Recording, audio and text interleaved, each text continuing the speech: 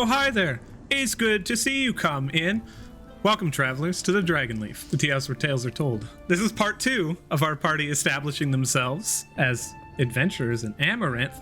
If you like the content, feel free to leave a like in the tip jar, as well as a comment, and subscribe to our weekly tales. It helps us out a ton. Thanks for listening so very much. And without further ado, it is time to open up shop. Hi! I didn't see you come in. What a mystery it is now. I don't think there was any way we could have missed it because Adrian wrote real hard in the beginning of the intro. I was like, whoa. I was so surprised that they had shown up to watch us last time. The family approached Lavos about their bonds and each take an increase in level as their ash bonds drink in more of Lavos' divine power, combined with their own life experiences. From there, they went shopping in the Dennery and encountered Cisco, a halfling pawn shop owner, while preparing for their quest of the Watermobitz, the ultimate evil that sits now between them and the top of the dungeon.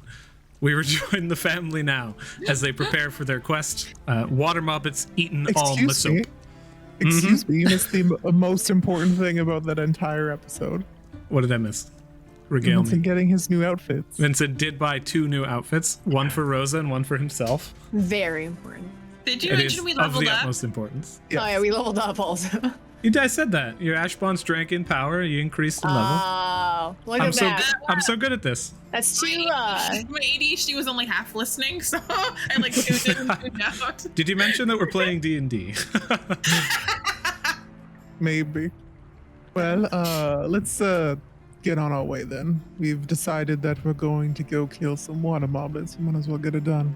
If they don't look like the creatures in Fraggle Rock, I'm leaving. That's an Jester's insurmountable at the door. task because I do not know what that is. They look like, oh my goodness, like they're such cute little creatures, and then there's like the little worker dudes. I think that Watermobitz should look like those guys. If they look like wet rabbits, then you're absolutely correct. Wow. Do you guys? Let's all get ready for our favorite part: determining distance and Woo. paying Do for a Cotties. carriages. Yeah, Oh, we who's have to gonna go- pay for the carriage this time? We have to go all the way out to the Akati district. That's so far. That's true. I was actually calculating to Shantia, but you guys are essentially traveling to the Emerald Gates of Amaranth on the far Lord. northwestern side, over here. Ew. Why are you oohing? Because it's so Let's far. Let the carriage. It's quite far. Definitely carriage. How much would a carriage be and who's paying for it? And during the carriage ride, I would like a conversation. So let me know. Absolutely. So as you guys traverse the pathways, this city is built into this just incredibly complex system of roadways that makes absolutely no sense. From a we built this city confusingly. As you guys are looking at 240 minutes of travel, Yeah. which equates out to with a normal carriage. For the lot of you, you are looking at. Is that right? Do I have this right? 240 minutes? I wouldn't say you always take the most optimal route, but probably. You're looking at 2 gold, 4 silver. Oof. As you stated before, Jojo, we are a we now, so we will split this carriage. Yeah, sure. How much is it split? 4 ways? Oh, I'm sorry. I had a additional little gold piece modifier there. It is actually 3 gold pieces and 2 copper. So that's even harder. Yeah. I'll just pay it this time and you owe me. You're looking at 7 silver, 5 copper a piece. I'll just pay. It's 3 what? 3. 3 gold, 2 copper. On our way over, Vincent's going to look towards Paka and just kind of tap his leg for Paka to come over. Paka in the carriage just comes over to the other side and stares down at you. Yeah. Yeah, come up here. I hate my neck.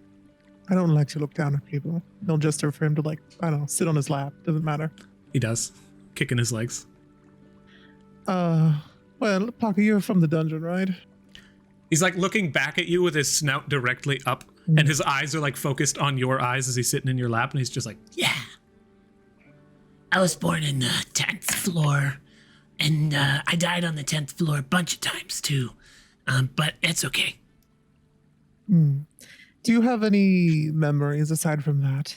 Any information about the different levels? he like takes a small chunk of food out and just tosses it in his crocodilian mouth and just begins like. No eating while sitting here. He just stops because the food's still in his mouth, but he doesn't keep chewing. So now he's talking with an open mouth and crumbs falling out. Please, this is worse. Please finish it first. And he'd press the vegetation himself clean. He's a rapid. I forgot what you were saying. Do I have memories outside the dungeon? No, well, like maybe getting out from when you got out.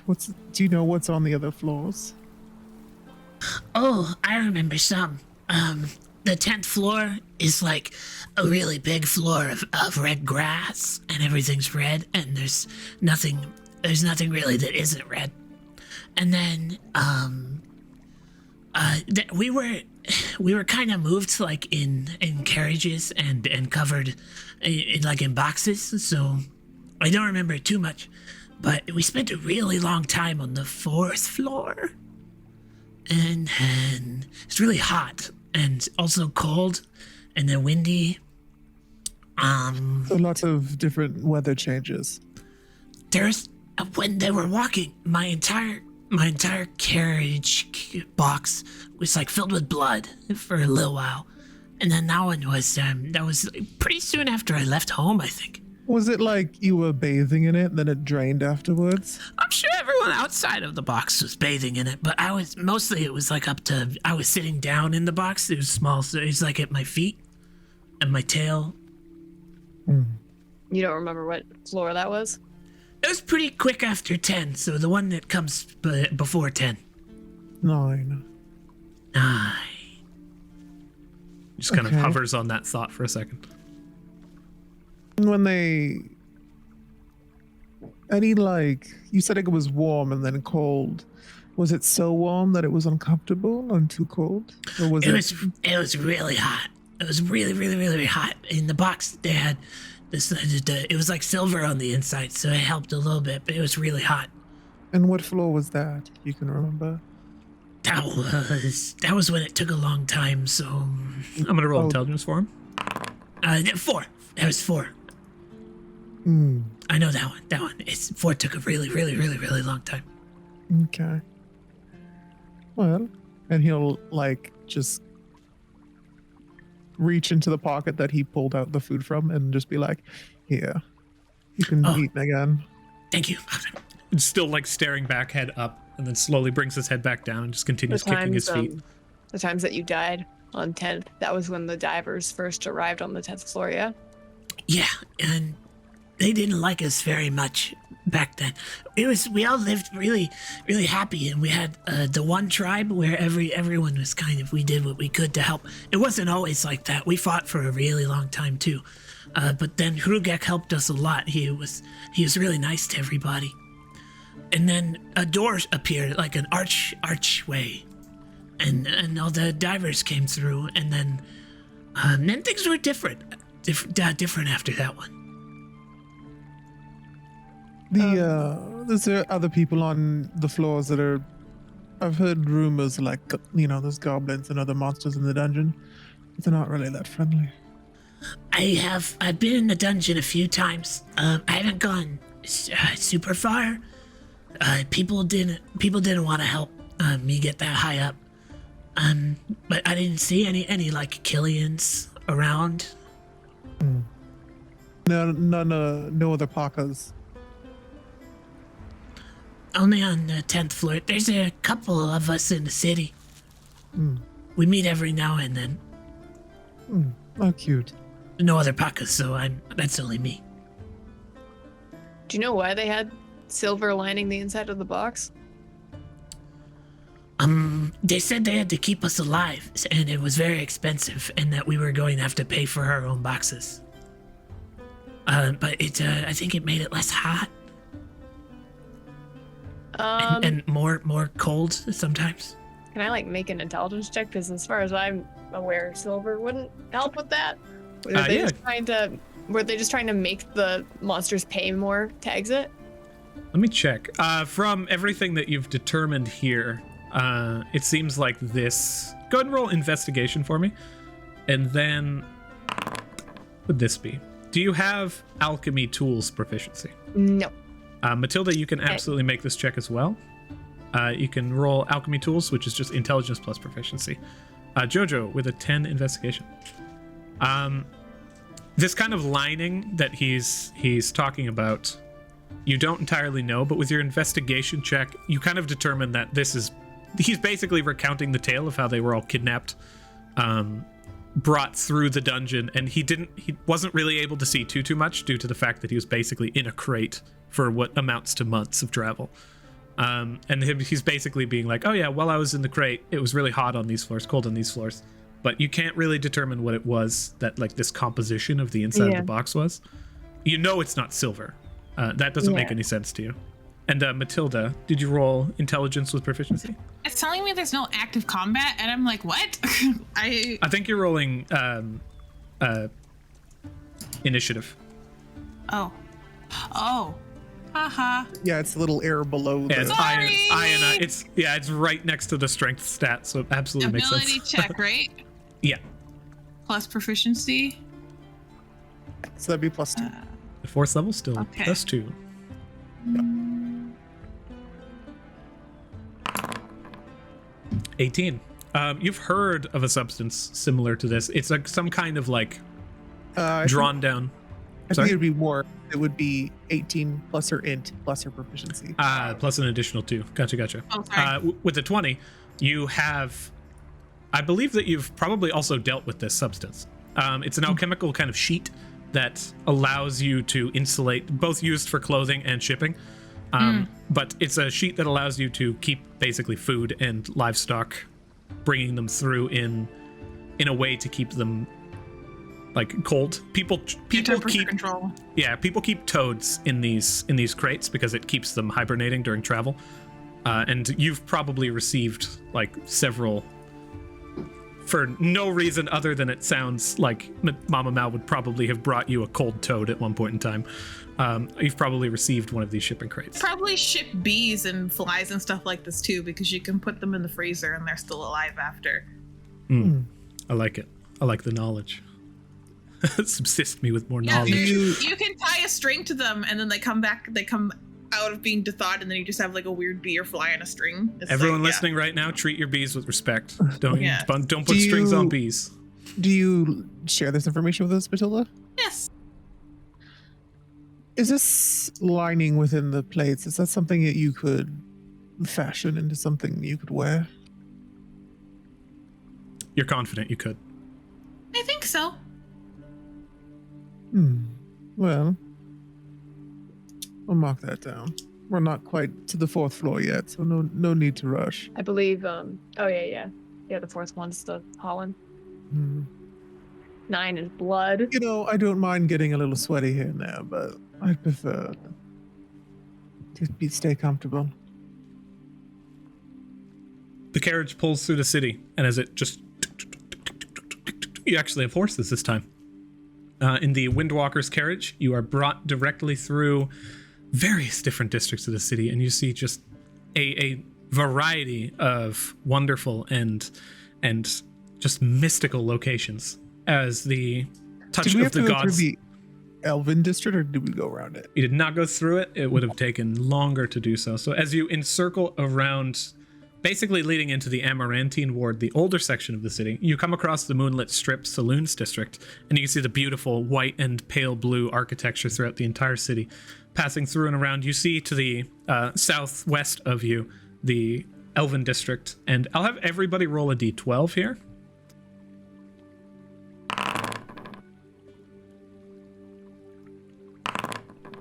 Adrian likes those D12s. I like. I made a lot of D12 charts because we never get to use D12s, so I wanted to give it some love this campaign. I thought you rolled an 18 on a D12, and I was like, God, I love those broken dice. So wonderful. As you guys traverse your way on the carriage, Vincent, looking out the side of it, you manage to take note with your passive of a small consortium of elves that are moving from the district of Sylvanas to the north and around down Saloon's district, making their way up and into Saloon's family home, the Moon Castle. As they pass through the gates, you see there's probably about 12 of them surrounding a central figure, and they move in this militaristic fashion. Other people who are beginning to approach the elves bring weapons out and point onwards towards, like, as though protecting royalty. And people kind of have to switch to the other side of the road as they maintain their march in unison, put their weapons back away, and continue towards Saloon's home. I haven't heard about royal. Like, I know the royal family was visiting, but this seems different, right? The elves wouldn't give two shits about that. No, they really would not care less about the concept of human politics. As they move through the city streets with fluidity and grace, your guys' carriage is forced to sit aside for a brief moment as they begin to move down the center of the walkway, ensuring that none get within a certain radius. Jojo's reading the book of how to wake up early and be successful. Is it just looks at? Can he glance over at the paper and just see how bullshit this is? Over at the book. So here, Jojo, go ahead and roll a general intelligence check, and Vincent, go ahead and roll perception.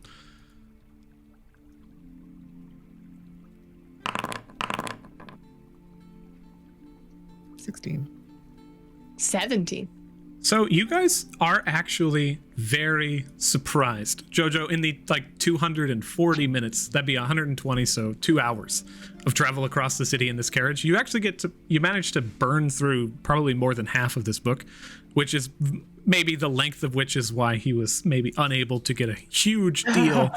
But as his writing is impressive, his theories are pretty solid, and he begins to speak on, he cites his sources, he talks about other people that he's spoken to and sleep therapy and these various different things that lead you to be this is actually good. Some notes in the sleep therapy one.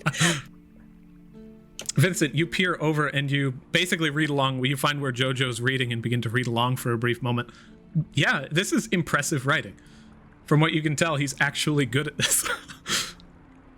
Well, it's impressive from the standpoint of it's not gibberish. Yeah, it's literally, it's impressive. The flow works. Even reading it, you're just like, oh, I didn't really know that about whatever chemical this is that he's talking about. That's interesting. Vincent probably wouldn't be very impressed by it. Word. More impressive than you would have considered when he had a back room for full everyone of else books. It's probably super useful, but for him, he's not very impressed by it. Fantastic. It's trash. You hate it. No, I don't hate it. I'm Sucks. just kind of like it must be difficult to not be as perfect as he is, basically. Middle ground. You think nothing of it. The book is words with paper on it. I feel like an entrepreneur would be like, ooh, maybe I could do some better branding. I don't like that was where I was pointing with it, but that is totally cool. As you guys focus in on the book, the elves pass you by and head into Saloon's district, and you continue on your pathway. Well, let's. Or actually, to confirm, because happened. no, they pass you by. Matilda, was there anything that you did in this time period as well? Nah. Word. Encircling Like your spider. Yeah, I played with Cutie. If you bring the spider out in the car, or in the cart, I'm gonna be like, what is that? What's this, Cutie? It's a very menacing spider, Adrian, right? It's very odd looking.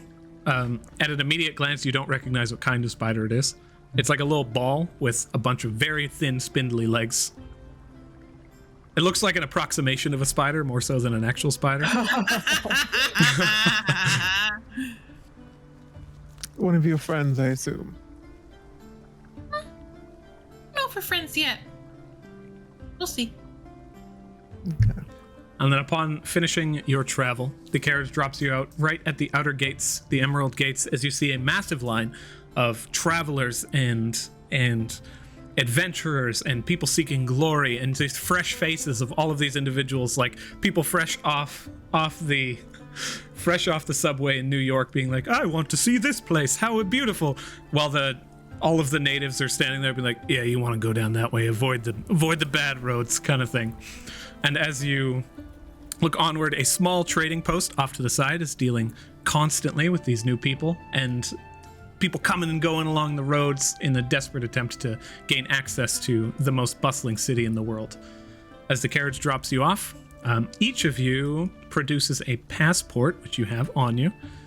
You guys have these pieces of paper that basically just show that you are, in fact, denizens of the city.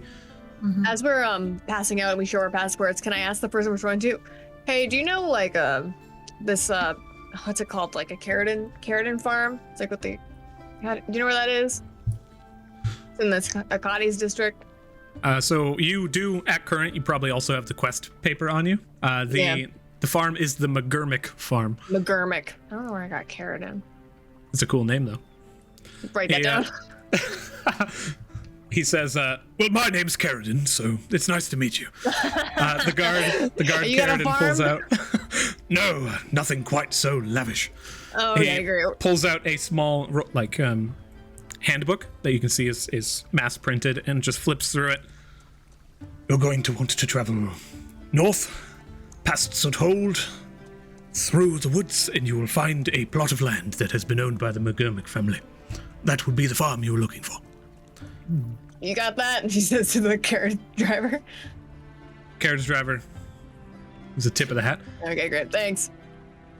I have a question, Adrian, about these passports. Mm-hmm.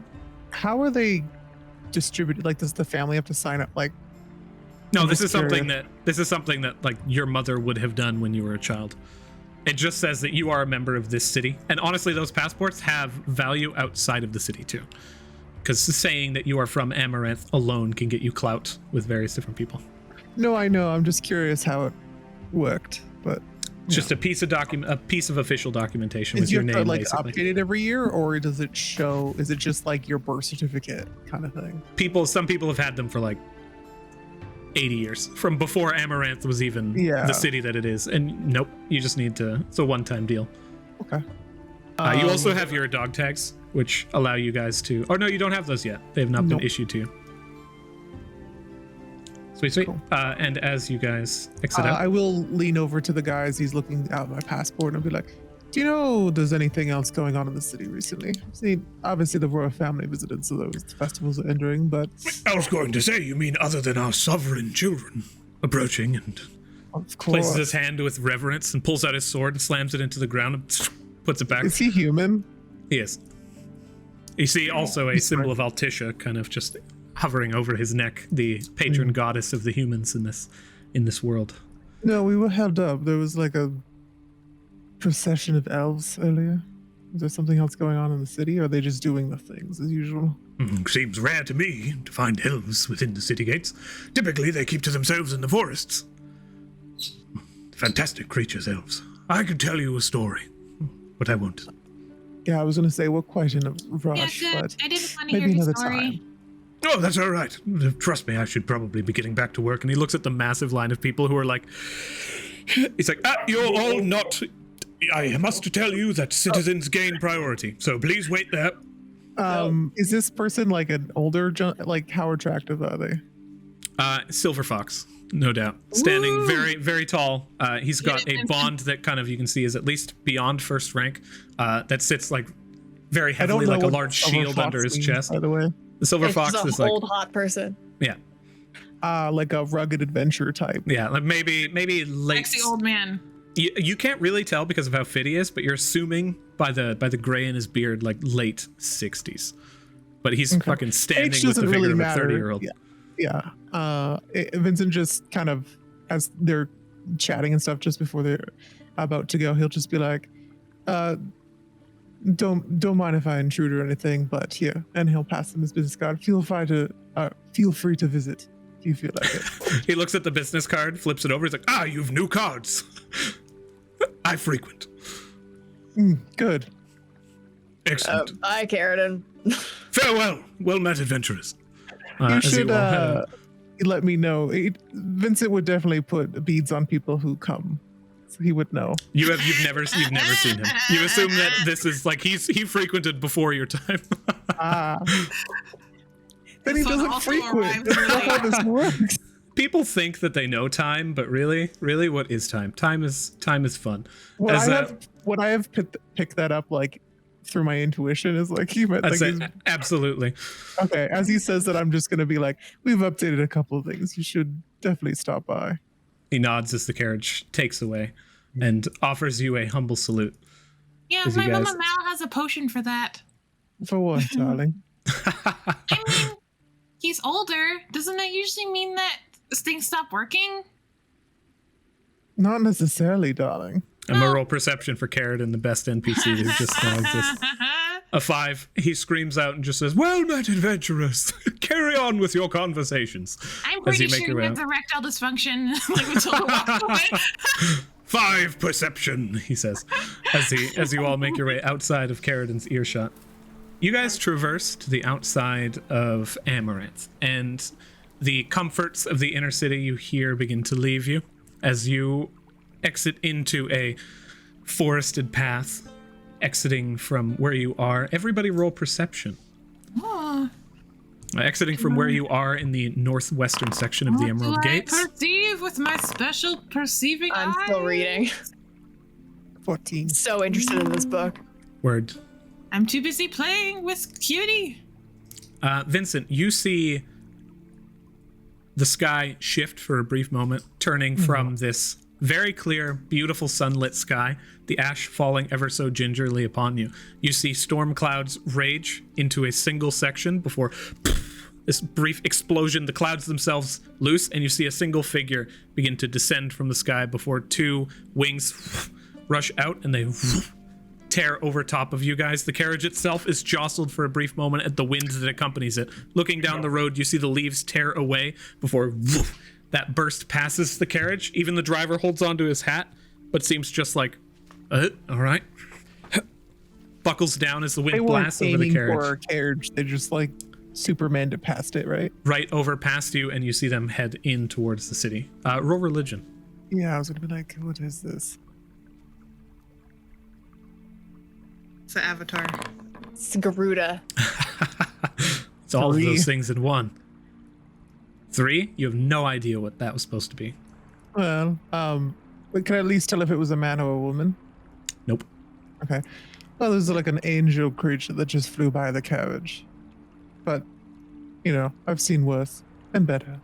When I was getting my Ashfall, I had a weird one show up that had like this beautiful like picture of like a mountain. It was awful. I was like, get me out of here. Don't think this person's here. I don't think it's something more like okay. that. And Wait, as what? I'm- What was it that you saw? You saw that It's a during giant winged this one? person that just No. blasted past the car. Matilda's thing. Oh, well, it was like this valleys and a mountain, and it was like really picturesque and beautiful. Like, don't hike. Hiking is for a certain type of people. I usually only go there because there's usually pretty good snacks. But you saw that this morning while we were getting ash bonded Yeah, or our level I thought up I or was gonna whatever? start coughing up feathers, but it was nice that I didn't that time. Okay. Did you see anything? Turns to visit. No. But Adrian, right? I didn't see anything, right? in your dreams? No, in the, when we during were leveling up this during morning. the level up. You just described Vincent like the You ash saw, around him swirled, and that was basically it. you didn't really see anything from a standpoint of a vision. You just had kind of epiphanies of various different musical stings and things that can lead to like something that you were struggling with just became a little bit clearer. Something that you were thinking of just came a little bit more obvious to you. Just it felt like general advancement, but no prophetic visions.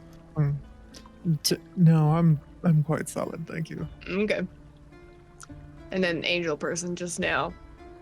Sick. Okay. Just another day in Amaranth. Yeah, that's accurate. After about another half hour to 40 minutes, you round the edge of this large farmstead, and looking around as the carriage stops at the outer wooden border, a few minute walk down the edge of the path leads towards a large and very, very well-to-do farmhouse. It seems very maintained. The grounds seem clean. The the food and the various different plants that are growing around you seem lush. The As you vineyard. now find yourselves where you currently are. I mean, they offer a little bit more than soap. Could use some wine. Matilda, what kind of plants do you need to make soap? Like it's just like lye and like what plants make lye? Usually use animal fat, but I don't know what they scent it with. Are you wanting to make silt, you said? No, like there's like a chemical. They mentioned this what was the gnome's name at the guild? Sylvia? Sylvia yes. Olea. Yeah, Sylvia mentioned that this guy might just have lye poisoning. It's like a chemical they use to make soap. Oh, yeah. Well, it's mostly just breathing in the fumes of lye. It's Well, a pretty intense like chemical in a lot of like large batches. Well, it's like anything. You don't want to breathe in the fumes, but sometimes you do because it makes kind of weird things happen. That's why you don't really inhale bath salts because you'll go a little crazy. But Okay. let's set up here. Might as well knock. Yeah, let's go knock. Vincent's gonna like keep an eye out, just looking around, see if he can spot anyone. Is the door open, or are these supposed to represent like gates closed? Those are little gates off to the side that are currently closed. And As you... oh, this is a deck. And the front door is open. No, sorry, let me close it. Okay. Are you guys able to see underneath the roof that's currently there? No, No. No, let me you can just see in the go windows ahead a and- tiny bit, but barely. Vincent's Oh, it's a gonna, low roof? I can see through there, yeah. There you go.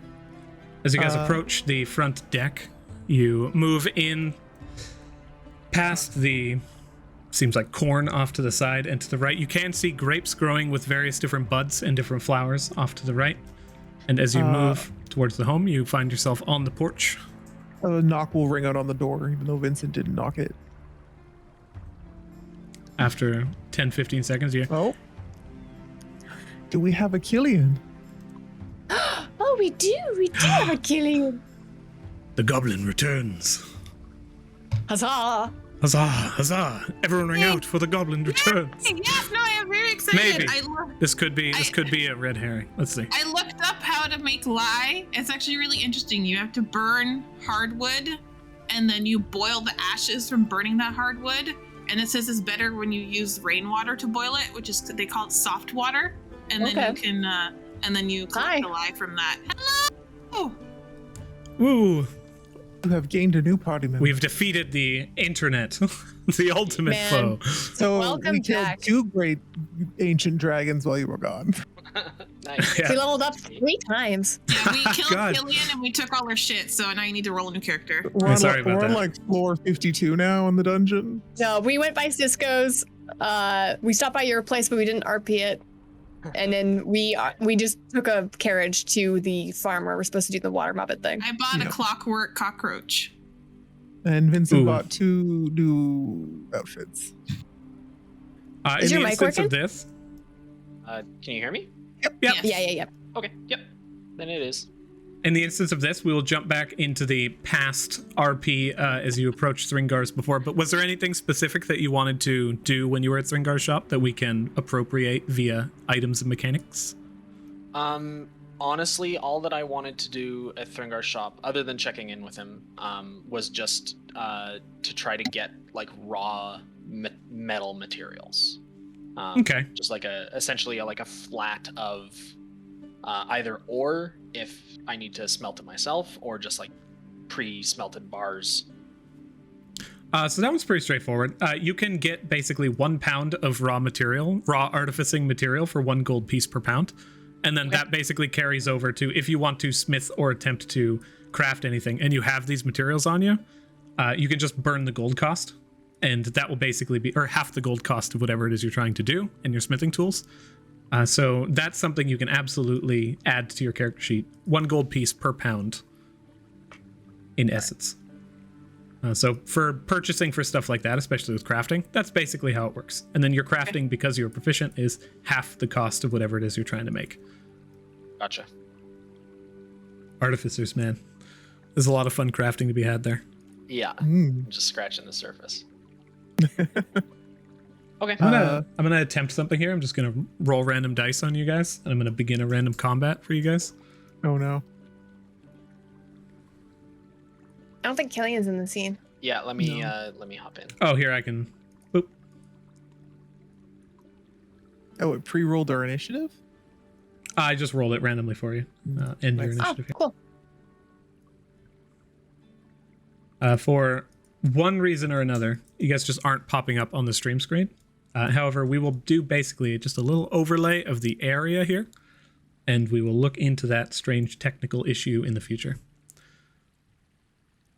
But as you all find yourselves within this within this farmhouse, looking around on this very lush and lavish farm, Vincent walks towards the door and you hear a rap upon it as Vincent stands without having moved in the slightest bit.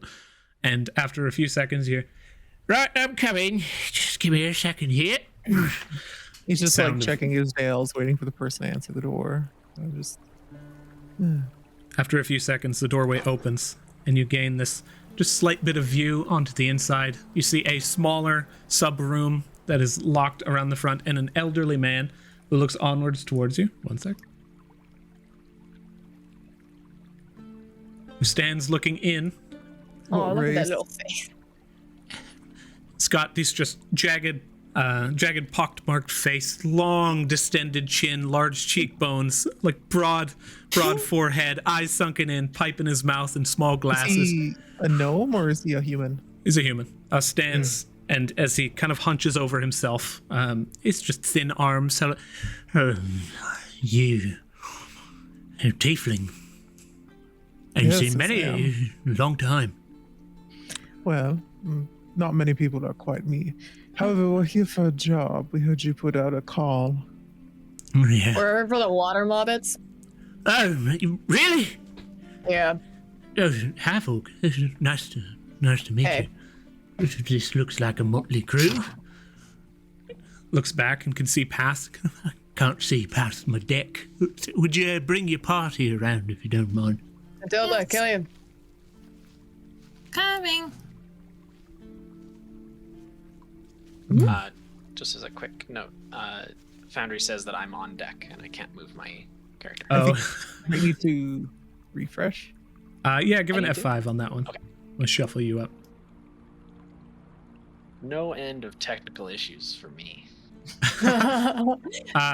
That's also on mine. It probably when you were loading in, it combat activated. As How you, dare you? that's my bad. I dare. You know what? I'm taking the opposite stance. I dare. As you all step forward, you see the individual just look one to the next at you. He's like, Can I get a vibe check of what he's trying to? He's just trying to eyeball us up. yeah, roll Vibe inside. check.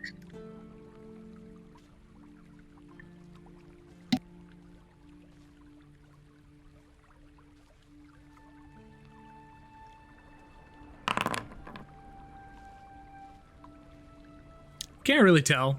He's glancing at each one of you, and there's a long pause as Killian the Goblin approaches. He's like staring at each and every one of you in turn, and sees the like eyeballs sewn into Matilda's shirt. The tiefling standing at the front, and Pocket.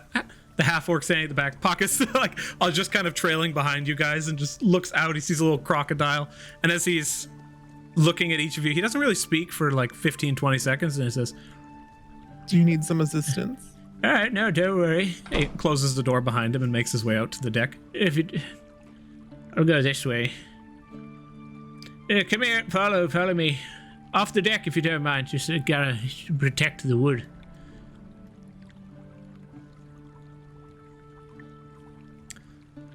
Just open up the gate there. Yeah, that's fine. Is he just like standing on the side of the deck asking us to go around it so we Yeah. don't? Vincent's gonna go over here and sit on his couch. Roll intimidation.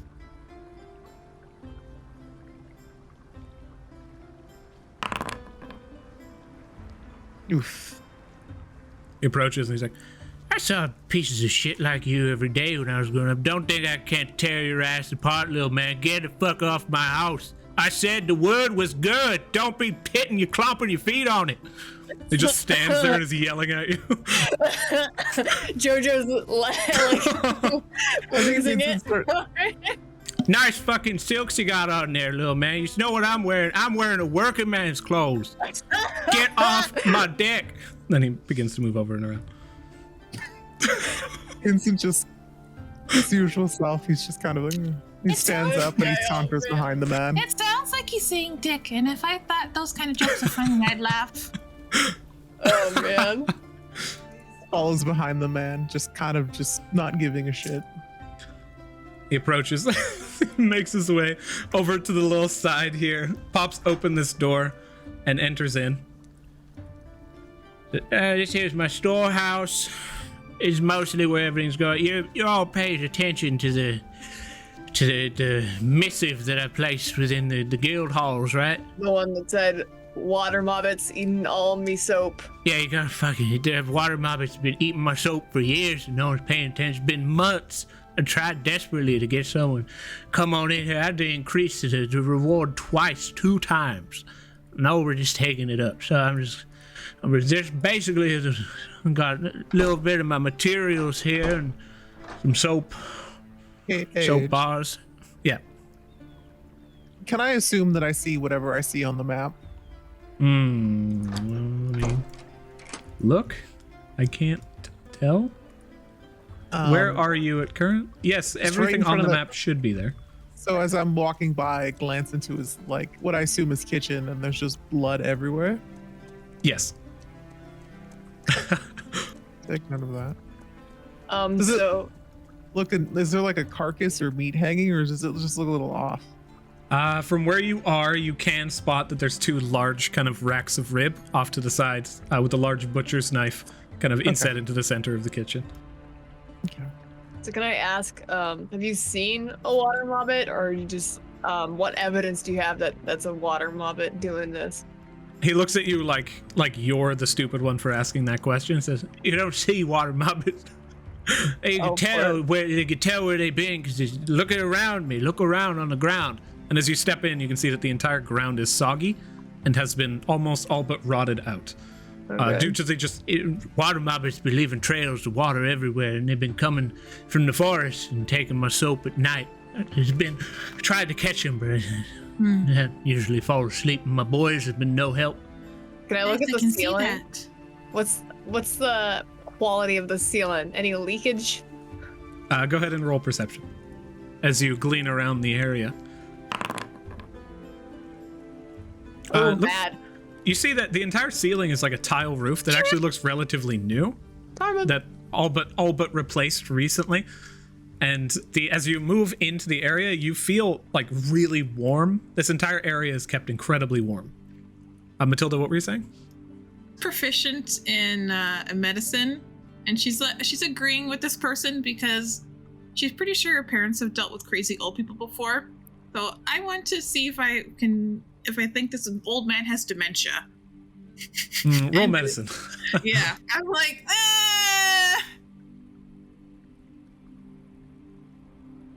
I think I'm pretty sure they're like demons that come into like my mouth shop. I'm like, okay, hold on, come on, all good, yeah. Side eye this dude. 18. Looking at him, he does not seem to be all there. And in his movements, there does seem to be a lucidity in his movements. So you don't think that that's the case. He is a little bit wacky, though. Okay. But as he looks around, he says, "Here, so this is most of it. If anything, I'm looking for y'all to just stay the night, see if anything strange happens in the area, and follow through, find them mobbits, and chase them back to their hole, and just fucking crush them. Just destroy them with reckless abandon." They only come out at night. Well, they've been showing up at night to get my soap, yeah, and they've been taking it and eating it. Have you just been hearing them at night, or that's just when the soap disappears? I got a keen mind. Okay. I can put 2 and 2 together. You see the water around here? See how wet it is? What causes this other than Watermobitz? Your septic And how are tank they isn't getting back past up. my closed doors? Other than just turning into water and going underneath them.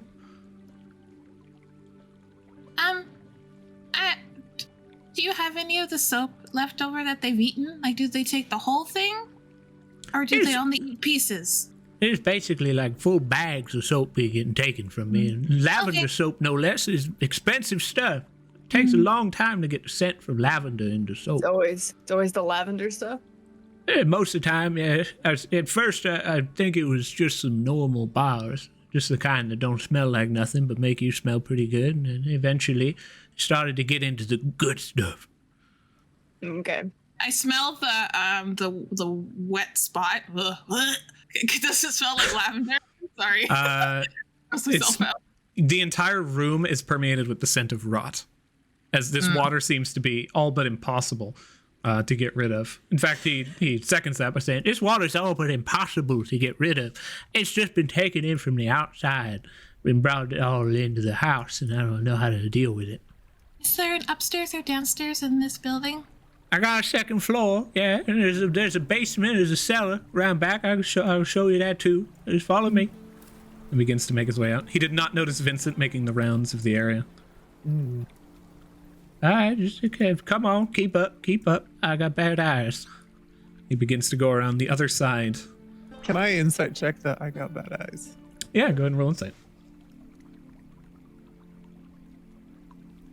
Does it seem like it's something he would just throw out because he's old, or does it seem like it's real? It seems like he was telling you guys basically to remain close because he can't see you otherwise.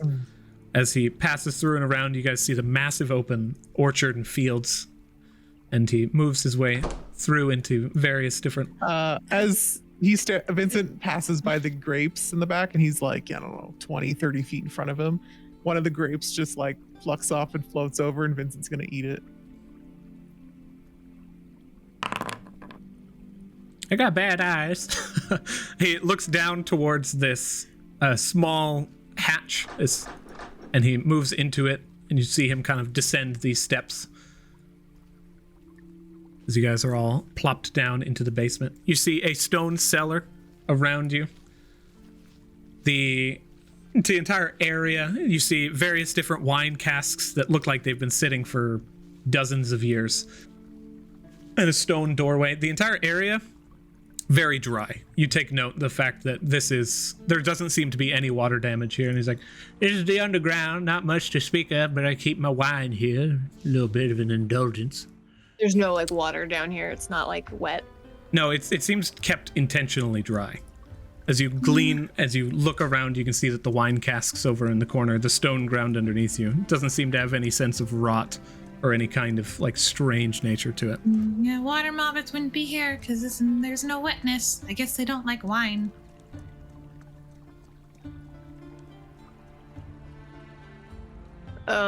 There's no basement to that storage shed though, Yeah, huh? I asked about that. In the nature, it's just a storage shed that we got off to the side to keep my soap in it. There's lots going on in the basement here. You know, I got pillars. Do you like pillars? It's fine craftsmanship. And he like pushes past all of you. Oh, let's move him out of the way. Oh. We'll wait for you to move us.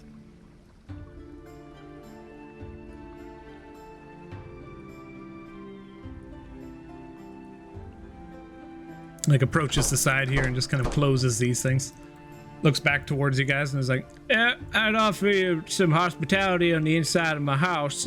But I'd rather that y'all kind of deal with this shit when you got the chance." as he begins to approach towards the front, you guys see two people wearing these like thick packs approaching the side, and they're just like, "Excuse me, we heard that we could find rest here." "Yeah, go on inside. Ask my wife if she can lead you towards something. Just don't be touching anything. Actually, here, never mind. Give me 1 sec." He looks back towards you guys and is like, Hey, just stay here. Stay here. Do you mind dragging me out, Adrian? I'm stuck. "Oh, sure." To the travelers that just showed up. Is this like a inn? I heard that it was. We're on our way to Amaranth, and we had told that we could find respite here. This is the McGurmick farm, right? Yeah. The Told you. farm, inn, maker of soaps. You just hear, They I do make it all." soap. I make soap mostly. Hurry up, come on inside. I ain't got all day. I gotta deal with multiple Oh, you people. want us to go in? No, you stay outside. And you see he like holds back a swear as the other two. He's like, now come on in, you two, and I'm just gonna open up this door. As the two travelers just kind of give you guys a nod and make their way in. And he closes. Nasira, we got two more coming in. Comes back outside. Now you lot, all right, follow me.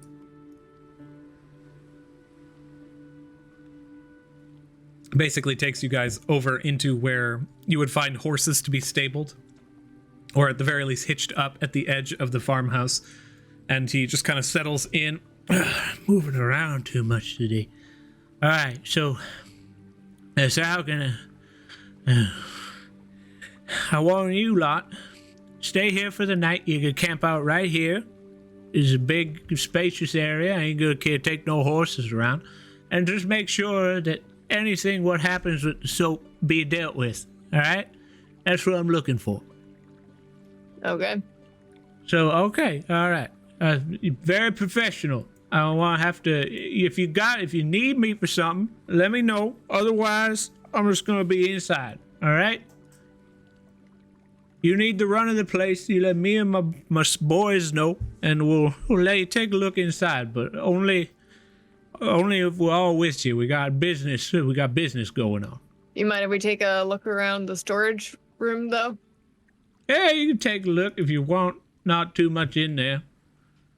But if them mobbers might have tried to left with a tuft of fur or something. You the adventurers. And he turns to leave and just rudely opens the door, enters in, and closes it behind him. Thinking back to the notice that was sent out for this quest, what family was it for? The family was Akadi. I don't like old people. So yeah, do we want to set up a camp or just take a look around first? It's like afternoon, right? Like it's a bit till dark, right? You got a while. It was a few hours of travel in general, but at current, I can check here. Did we You guys are in the bring- afternoon. It's actually rounding evening right now. You guys are like 6 p.m. Is there a post box? Did I see anything nearby? You passed by a post box maybe 15 minutes down the way, but nothing in the immediate area. I'll be back, guys. Do you mind checking the area? I'll be back in like half an hour. Yeah. Okay. I want to go look at the storage shed some more. Yeah, same. I'll come with you. Hey, Vincent will start heading down to the post box. Alrighty. Vincent, stay safe. He just puts an arm up as he's walking up.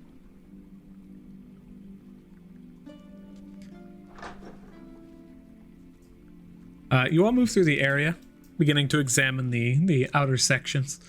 Jojo, you approach the old and seemingly disused well toward the back. You can see it's run somewhat dry, and off to the corner, as you were passing by before, next to the area that would be the kitchen, you had seen an old water pump that seems to connect into where this once used well is now basically completely disused.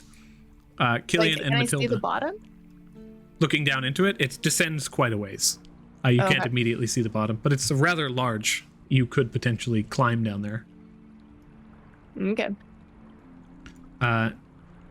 Matilda and Killian, as you enter into the area, go ahead and roll investigation to glean any information you can. Okie dokie. Is there anything in particular you're looking for? Looking around, you can see that there's some hay that's been laid down that has all been sacrificed for more dry hay on top of it. Several crates and sacks of grain. It smells good, very fragrant in here, on top of the stench of rot that kind of permeates. If you approach the sacks, you can see that they smell very good. I'm probably going to be checking the wet area, like walking on it, stomping on it, like trying to see like what's going on there. Go ahead and roll. And there's also there's also a go ahead difference and roll in investigation. there's a difference in a floor that is over another floor versus a floor that's like right on the ground.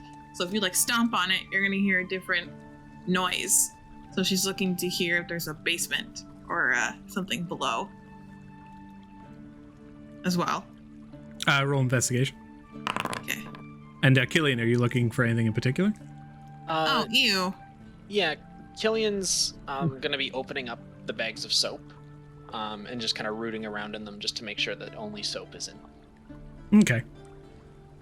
Matilda, as you slam down your foot into the boards, you can feel that they creak slightly, and then beneath you can feel as they hit solid ground beneath, this kind of like wet, liquidy dirt. You can actually hear the sloshing as you impact a little less than an inch. And Killian, as you root through the soap, you find there is just soap here, but as you are glancing around the old, disused, or very used storehouse, you do find a small wooden rocking horse. Little toy. Seems like it also has been taken by a little bit of rot and mold, but definitely out of the ordinary for the area that you find yourself in.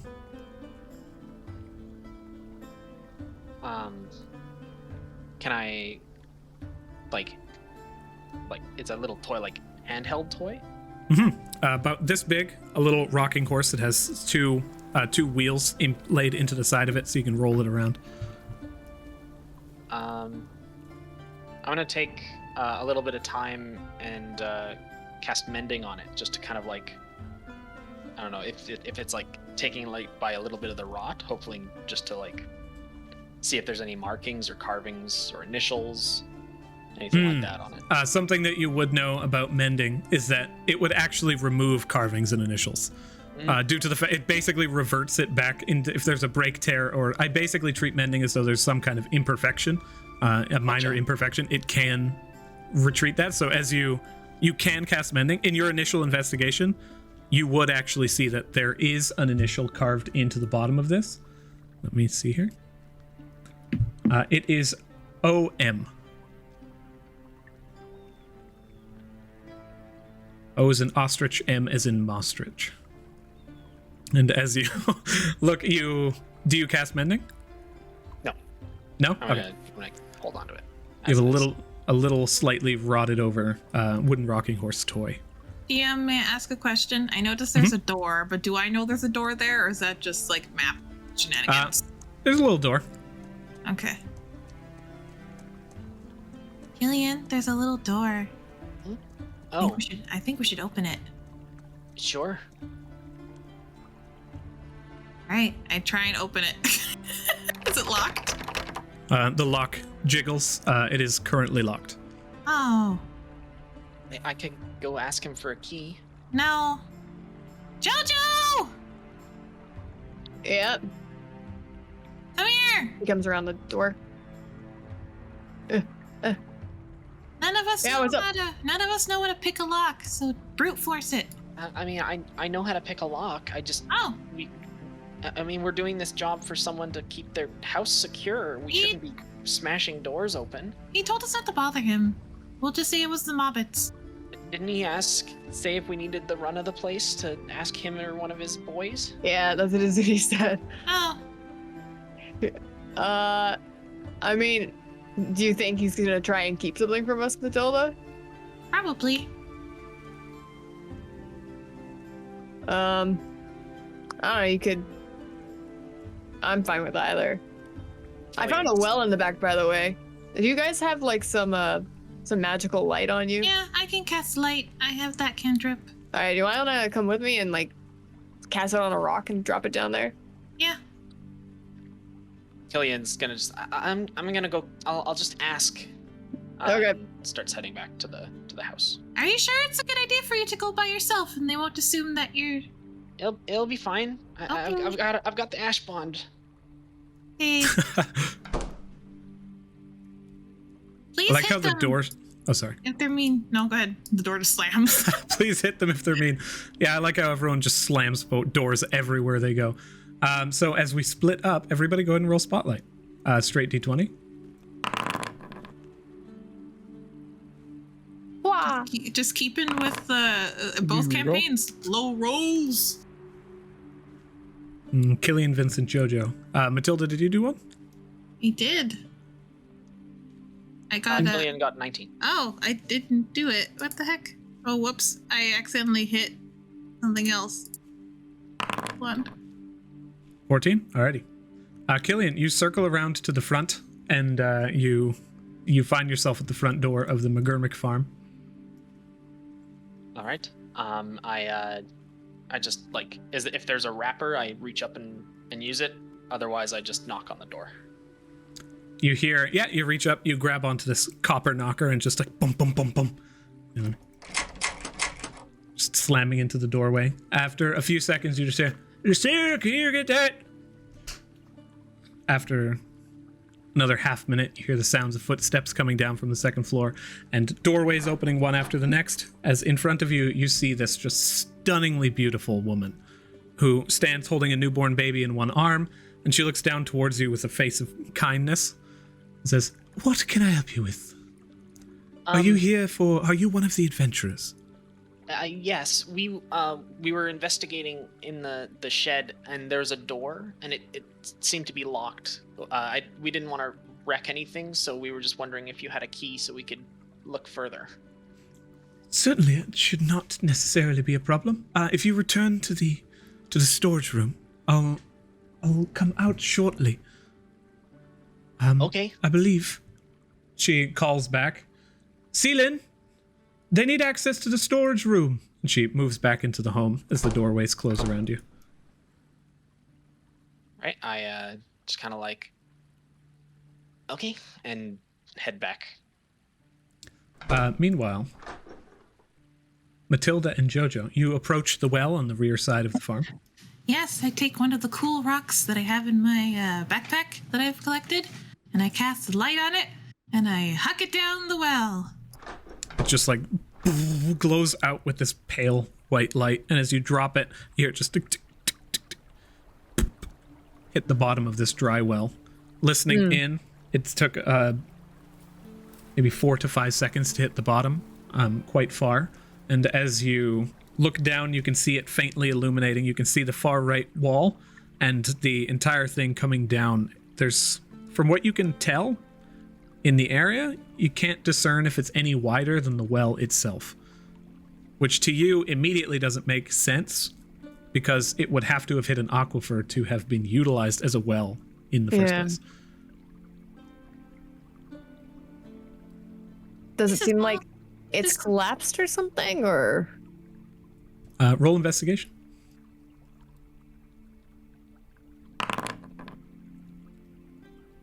It's definitely a possibility that it seems like something could have been done to either make this well no longer function or just naturally something might have happened to remove its functionality.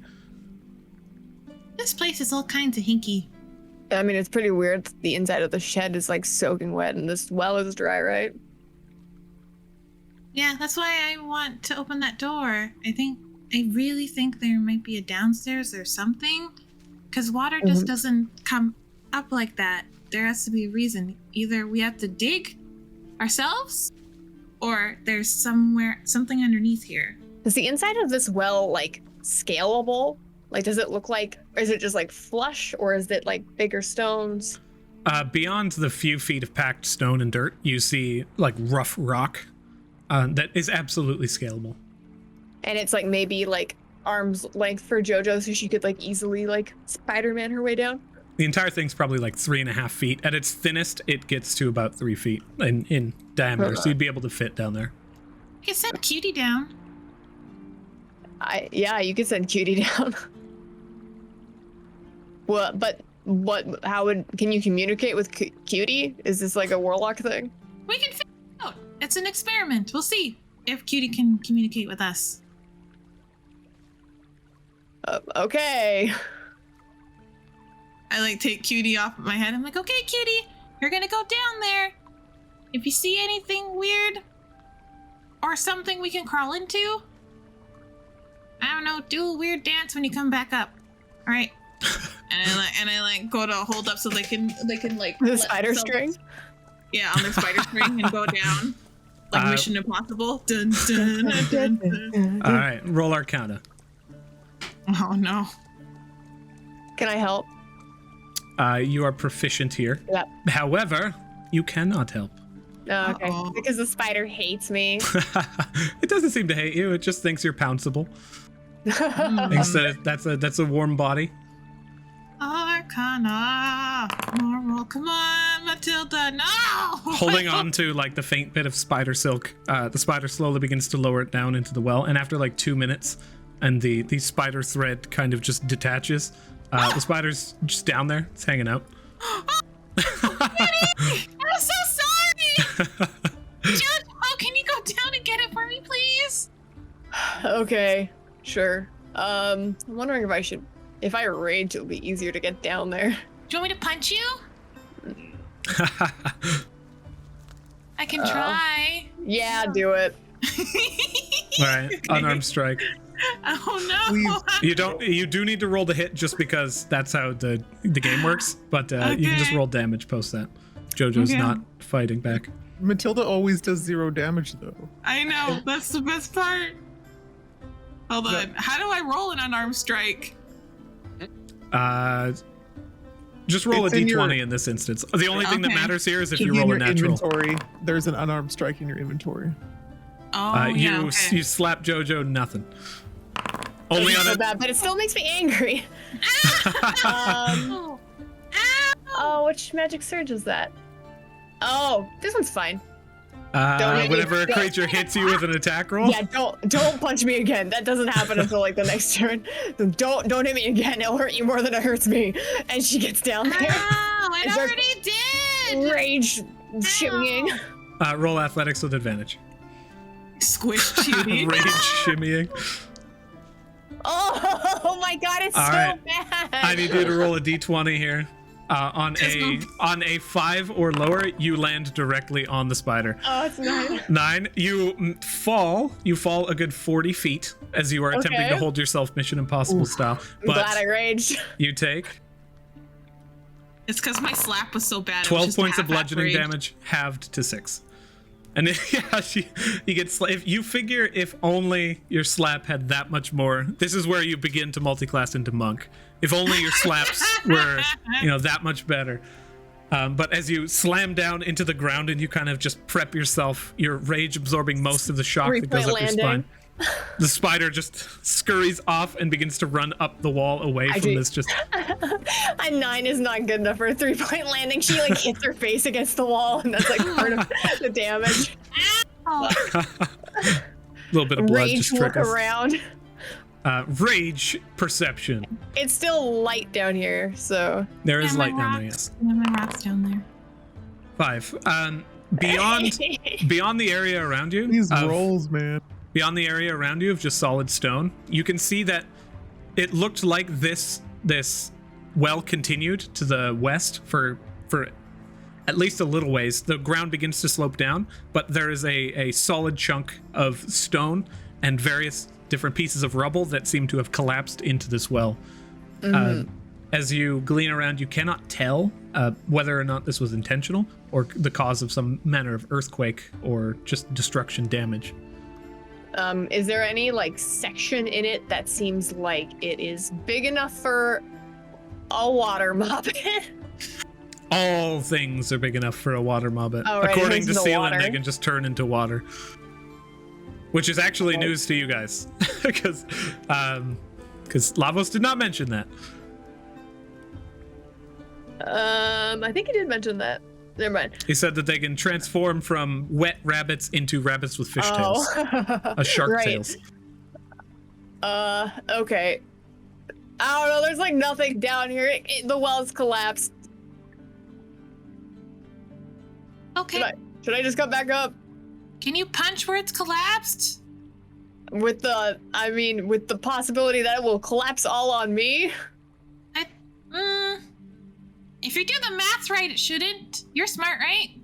I do some math meme on this. Well, this seems like a stupid ass idea. The Yeah. math does not come out particularly well in your favor. Yeah, fuck that. I'm coming out. Come on, cutie. Oh my god. She picks up cutie, puts it on her shoulder, and starts rage climbing back up. Roll a wisdom saving throw. Oh, what's Cutie gonna do to you? 12. You feel like for a brief moment the desire to protect the spider as you pick it up and place it on your shoulder, which fades away to just a normal feeling of I don't want to harm Matilda's spider. Doesn't feel overly strange to you, but you make your way up the well. In time, go ahead and roll athletics as we fade camera over to the next in line. Oh, there So we go. You caught Much better. between Vincent, I guess this would be Vincent since we have now circled completely through. 23, you fucking scale all the way up. It's way easier up than down. And Vincent, you find yourself, yeah. The ground takes some force damage, actually, as I get hit by it. I think there's No, probably it's a like creature. there's Just probably like kidding. a little bit of a burst, but yeah, it has to be a creature and an attack roll. So the spider that's just like meh, just can't help but take a bite, just explodes on your shoulder. I'm just kidding. Vincent, you find yourself walking down the rural forested pathway. Roll a d12.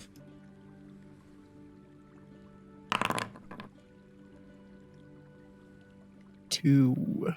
You pass by the neighbor's home, and as you are moving through the area, you see a young woman approaching the other end of the pathway. And as she looks towards you and sees you walking forward in your like fine suit, she kind of like takes off a straw hat and just looks down towards you and gives a nod. As her mother approaches, places her hand on her shoulder, and turning with a quick start is sent back to the home. As the mother seems to approach you at the edge and puts her arms down on the fence. Are you coming from the McGurmick place? Yes. You might want to just stay away from them. There's something strange going on. It's just going mad about Watermobitz. They've been petitioning the neighborhood to try and get us in on this madness, and lots of people been visiting there lately. You don't want to get mixed up with them. Just go ahead and leave.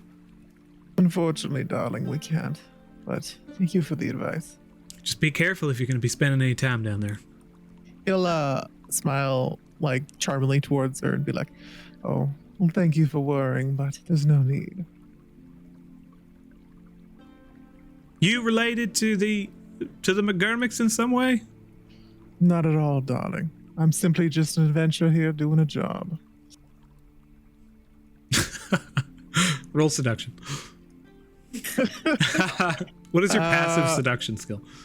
+2. That job could be you. Wink, wink. Minimum Do 12. I roll You. persuasion? Because the seduction's like a plus. Or Sure, like- yeah. You can roll this. Yeah. Persuasion is fine by me. So this +2. So minimum 15, so it's 17.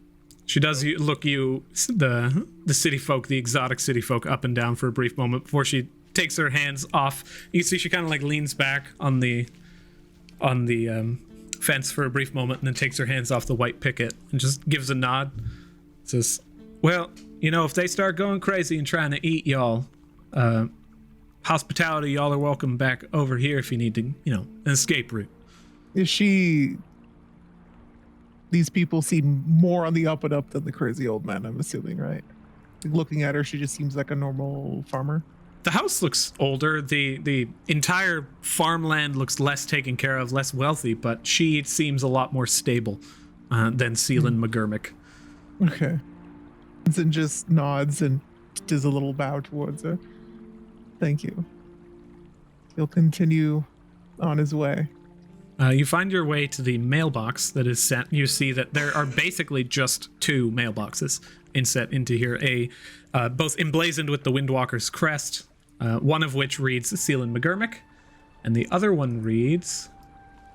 Let me go ahead and scroll down here. The other one reads... Lubby Debit. Which I will copy in there for you. Lubby Debit. Okay. I'm assuming, does that feel like the neighbors I was just talking to? Yes. You assume that, I mean, looking at this, you assume that's a male name? Vincent, this is, even though it's their post, can you send stuff out from it? That's what I was looking for before. I apologize if I wasn't. You can, yeah. more clear with You that. just place within it and leave postage. Okay. Yeah, I'll leave a note. Send it as I usually do, and you usually like put it in an envelope with the money and address it, kind of thing. Hey. Do you want to know who's due? I assume. Please and thank you. Okay, I'm setting unfortunately, I don't have an assistant, so Alexi will have to do for now. I basically just say that I got cut off this evening. If he's in the dennery, which I know he will be, if he could stop by High Vista and grab my order for me, and I'll leave this slip and I'll sign it, like with my wax seal. Okay. And I'll let him know that if he does this, there'll definitely be a reward for it. Apologize for bothering him so much. I had assumed that this would have something to do with the quest at hand, but I do love that you are telling one of your friends to pick up your dry cleaning in the midst of this quest. So amazing. Priorities. Absolutely. You circle back upon sending that message and you begin to move in. That will basically be the morning since you guys are in the evening right now. He can come as early as he wants. That's his reward. On the way back, I'll just like, if the woman's still like working, I'll just like give her a wave and I'll head back towards the McGurbitt's place or whatever their name is. Just like tilling a new field at this point, basically. Most farmers have begun to, like, it's basically in high season where the vast majority of foods are in flourish right now.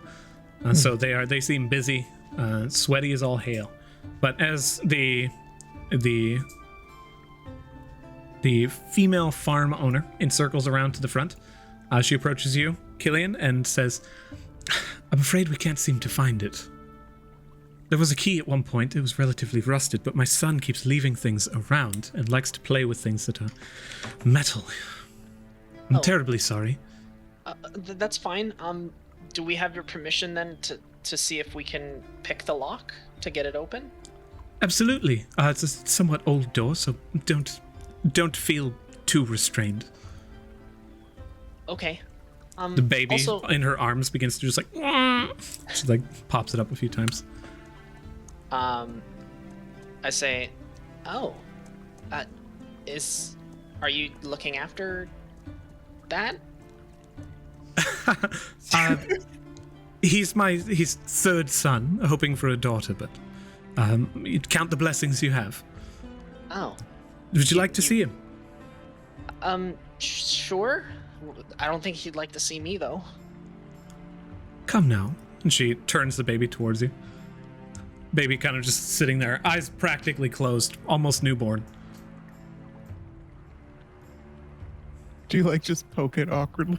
I don't touch it. I say, so you look after it yourself?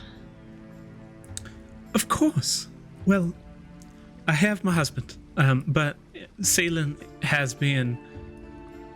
he's been a little bit obsessed of late with all of this, so I'm glad you're here. Hopefully you can get him some closure and everything that's going on. Wait, this like 90-year-old man has this really attractive young wife? Killian, this human can't be more than like 35. Gotcha.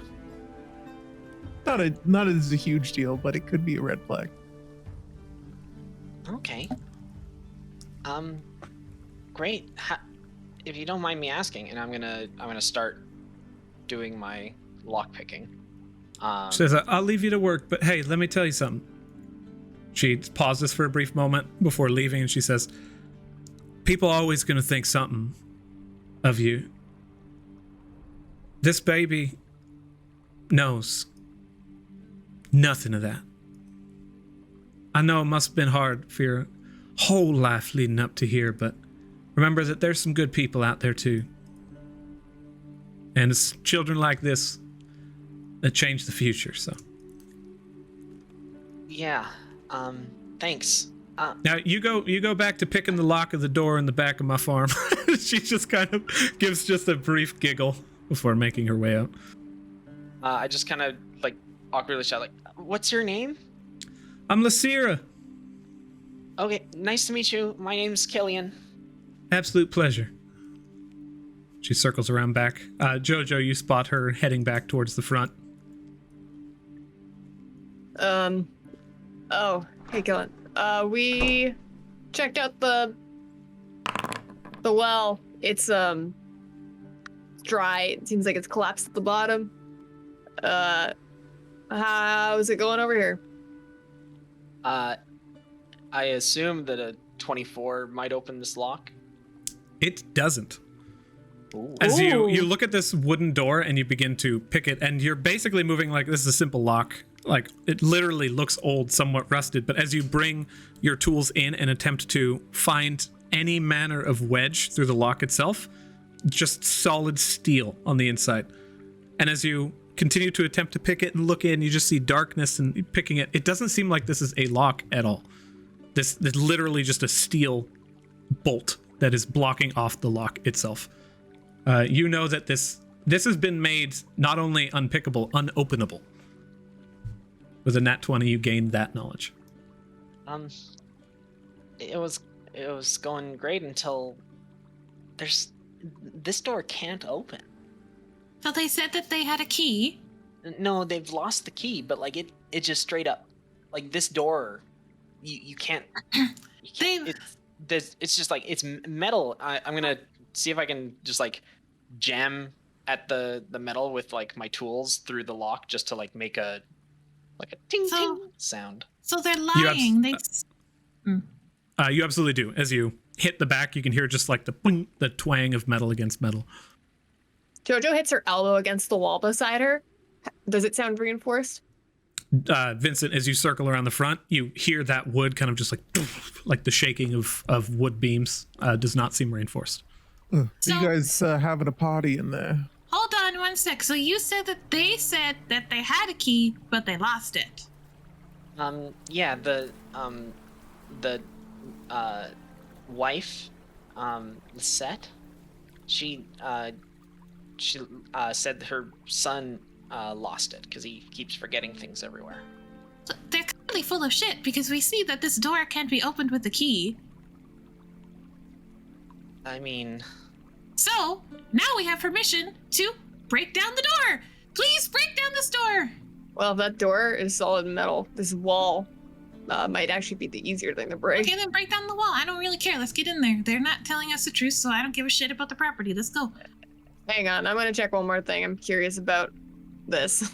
She I goes mean- over to this pump and pumps it to check for water. Yeah, you takes a few pumps, but the water begins to pour out. Vincent's gonna Clean. reach into his coat and bring out his address book and start making some calculations. Does he think that property damage would far outweigh the cost of what we would be getting here? For one thing, circling back, the water is it is clean as you pump the water Okay. out. It's got this faint, like pale green tinge to it, but it is clean. And Vincent, as you are looking through Just your like I'm sure if adventurers on a call just fucking 14 wreck platinum for fixing a wooden wall, no, you're absolutely going to make money. If you tear this whole thing down, you're still going to make money. 14 platinum how a much piece. how much do I think it would cost? A wooden wall like this, raw materials like 2 gold Okay, and then Vincent? labor and, and stuff? labor, yeah, all told. If Vincent tells them that it was because of the Watermobitz, that old man's gonna believe a hook, line, and sinker. We'll see, with hook, line, and sinker. We'll see that they broke the wall. Let's get in there. I don't. He didn't say anything. He's just like doing calculations in his book. No, but she's saying this out loud too because everyone's like hesitating. So she's like, don't worry about it. It's a wall. Okay. okay. I'm not. I could care two shakes about a wall. I just want to make sure that like you know, we have a reputation to uphold. Jojo is also rage do? pumping the water. Just Rage realizing pumping. that. Do I still have my rage up? Because I would say love you to can have your rage attack for this- one more thing. Absolutely. I will Just, rage attack this wall. all right, Like, go I'm ahead, gonna make an attack it roll. on the hinge side of the door. So like possibly I could damage the door and then maybe also damage the hinges of this door so you could just rip it off the hinges. Okay. I don't like it when things impede progress, whether it's people being untruthful or stupid doors that aren't made to open. That makes no sense. Just a normal attack. I'll reckless. Reckless! Reckless the wall. Oh, Reckless thank the goodness. wall. Ooh, good hit. That is 7 damage to wall. Here's what happens here. You take 2 points. You're using your warhammer, right? Yeah. You take 2 points halved to 1 bludgeoning as you slam into the side of this wooden wall. You tear through the rotting wood and you find just metal. And as the reverberation moves through your body, you pull back 3 damage. Yeah. You've basically just torn and scraped down a solid chunk of these wooden boards that were already rotted away, and you just kind of can peel them away now to find this just metal plate. However, the metal plate itself, very thin. You've dented it inward. And where there is a seam between the two, you can see in that there is a second smaller room off in this little area of the storehouse. On the inside of it, you see... actually, what is your passive perception? You see probably close to 300-400 gold pieces in a small Holy hoard. shit. You see... It's dark in there, but you do see the glint of that gold on the ground. Holy shit, guys. This is like a... Like, look in here. That's when the vibrations went off when Jojo hit the wall. Did it make any weird sounds? Just like a boom. Okay, nothing too crazy. Nothing magical seeming. Okay. Well, this is Vincent. what I'd expect. Vincent, since you are outside, go ahead and roll perception.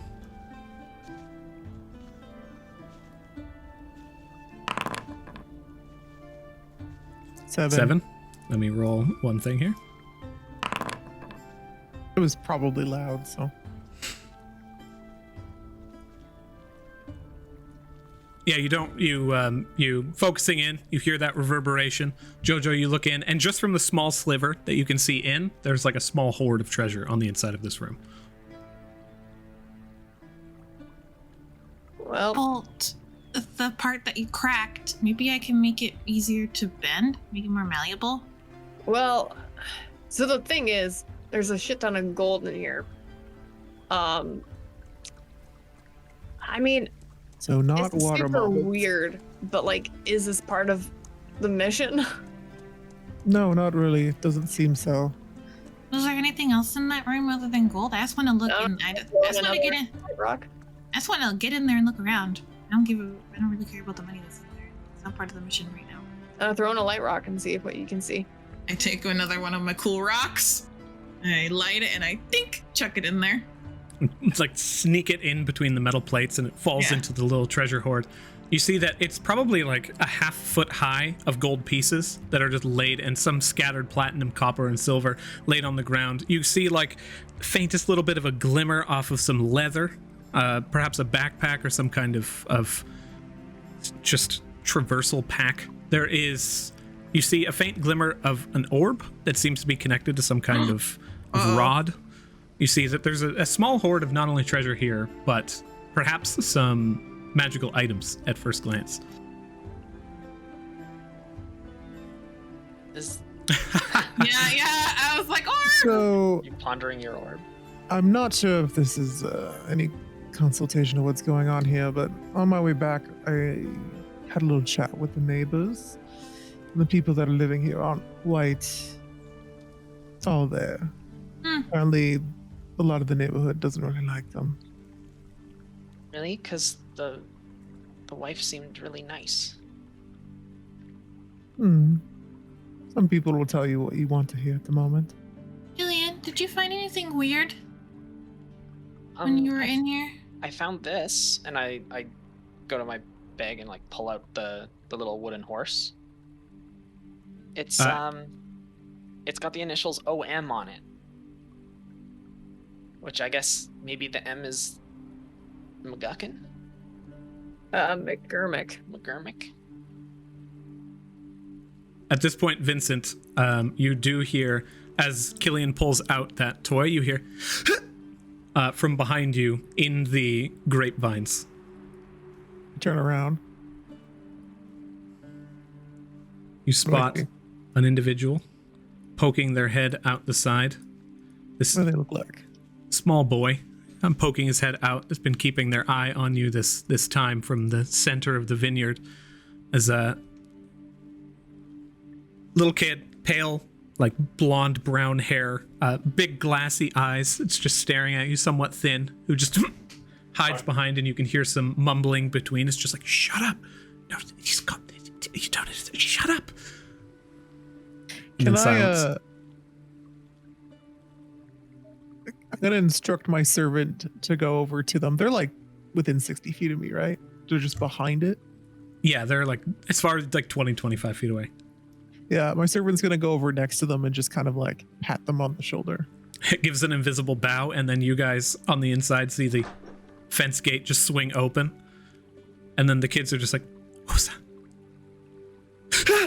You hear two just screams from the inside, and two figures just run out from the center and attempt to circle around to a new hiding spot. As you see two adolescent children rushing around the corner. Into full view, I'm just like, you know, tag isn't usually done this way. Do you want to come over and play? Actually, you see, one adolescent and one teen rush out from the back. The younger one runs into the vineyards as you say that. Go ahead and roll persuasion, Vincent.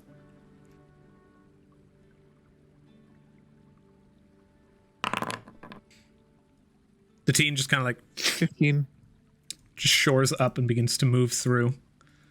Somewhat fit young man, brown hair, a little bit of stubble, approaches. Fine clothes, workman's clothes, but they seem to be relatively new. And he approaches you. Hello. Hello. I'm assuming you're a resident of this humble abode. My name's Heb. Nice to meet you, Heb. I'm the eldest McGurmick. This will be my farm eventually. That's good to know. Mm-hmm. I'd appreciate it if you would stop breaking things. Well, we were given a job to do, and we got permission from Electoids Killian. You said, like, the mother or something? Yeah, I mean, at least to try to pick the lock. Apparently someone keeps losing the key. Well, it's kind of weird for there to be an entire metal room inside of a shed. You know anything about that? There's lots of strange things about this farm. Wasn't Like always ours. Well, there's How long have you guys small owned it? monsters that are currently eating our soap. That's one thing. Mm-hmm. At least father says so. At least father says so. Mm-hmm. What do you think is happening? Roll insight. You mentioned you haven't owned it. Ooh, natty 20. As you say this, basically like you see his eyes shift for a brief moment and his body language becomes a little bit more defensive. And he's like, frankly, I believe whatever father tells me. He has lived a long and full life, and he has stories to tell about all different kinds of beasts that you and I couldn't even possibly imagine. You should show him some respect and stop smashing down his walls. Your insight grants you that he seems to absolutely know more than he is letting on. Uh-huh. She just like knowingly just like, uh-huh. We have permission. I did not ask you to come over here to tell me your life story. I'm very happy for you that this farm's going to be yours. Please leave. He walks to the other side of closes the Jojo and door in front closes of- the door as you're speaking it. I turned Oh, towards him I'm and be still like, inside. Same. Yeah. Yeah. That's why I closed it on you. That's why he closed it. Obi, come on, stay away from them. They Well, need this to is work. better. Jeff, please leave! Little kid runs up and looks up towards Jojo and Vincent and just like Vincent stares just at you gives guys him a as he runs wave. past. brief smile and then looks down and continues running. You guys can't help but notice there is a wooden rocking horse in his hands, somewhat new. Seems like a brand new toy. As he's turning and running his way, the two leave and make their way back towards the front door, where they enter into their home. Did you catch that? There's something. The kid knows something. Am I able to use mending on the metal plate to just kind of like... Yeah, the two of them just pop back into place, look solid again. No! I wanted you to go in there and look at the stuff! What? No, that's not what we're here to do. But That won't even help. It's connected to the stuff. This place is so weird. Why is there a random little rocking horse? Why are the kids so weird? Who is... Did that... I couldn't hear because the door was closed. What was the boy's name? Jeb. Yeah, and then he called the other one O something. The other one was O. The young one was O something. I have Heb, and Obi. Oh, I was correct. If it's O, then this is his horse. Well, he had The thing another is, one he at the had time. one. He had a brand new one. Well, this one's been here long enough to rot. They probably made it. Maybe his papa made him a new one. He Can't lost be it. too hard. The stuff in there looked like traveling gear, and there was magic items. I don't think an old man would have that. And they also have travelers that are coming in to stay in at this place like an inn. So what if they're taking their stuff and putting it in there? I wanted to see if we could figure out if there was any tags on it or it belonged to anybody. Matilda, and I'm gonna take the notice thingy and give it to her. We're only conscribed to hunt Watermobitz. Whether or not there's anything fishing going on around here, don't know if we should really look into it. Yeah, the thing is that these people are paying us, so it doesn't really matter if they're... I mean, as long as they're not actually going to hurt us, as long as we get the job done as best as they want it, then... If we find anything here that's fishy, we'd report it and go through a long-ass process, and I don't think we'd see any benefit from it. We wouldn't even know what happened to them. We'd just go into the court system. Usually there's a lot of money in missing people. Loved ones get really sad when people go missing and they pay a lot of money for information usually. So we probably could make more money if we found out that they had killed a bunch of people and we found out where they were. But even so, there's no guarantee that will happen. We got lots of snooping around to do still. Yeah. Isn't that jumping to a lot of like really awful conclusions though? That's Like- life though. What if that's like their life save? Like I mean, there's no bank around here. Maybe Yeah. they just keep all their things there. And I mean- he said that his dad was old and like knew things. So like, what if he was like a soldier or something? Like that's his old gear. Hey, Bianca, did you find something? Yeah, It's just spinning in place. dancing. Parker, you can dig, right? Yeah. Killian, I like how Killian thinks. I think that there's lots of good people, and I think that we should be nice to each other. Vincent just walks over to the side here. Hey, do you think you could try and dig under, see if the floor is made of metal? He followed you purely out of the fact that there was color and movement, and I immediately moved him past you, but you actually talking to him, he's like, Oh, he puts his backpack down and his claws just like, you see these just vicious, sharp-looking claws as he just begins to happily scrape underneath with rapid pace. So for your viewing pleasure, Paka has a burrow speed. Ooh. Oh, hell He yeah! begins to pull himself down into the ground like a mole and begin to dig down into this small, thin, and you just hear thump, as he pulls himself back up covered in dirt and is just like, yeah, I can't dig through that. There's metal on the ground. That's the really forest. suspicious. That's very suspicious. Well, it's just a vault room. I've been in warehouses with them before. Did you It's somewhat see expensive. Was it like the wall kept going down and was metal, or was the bottom of the building metal? I hit the bottom, and there was metal. Okay. Well, can you And there fill was in your nothing hole? below that, huh?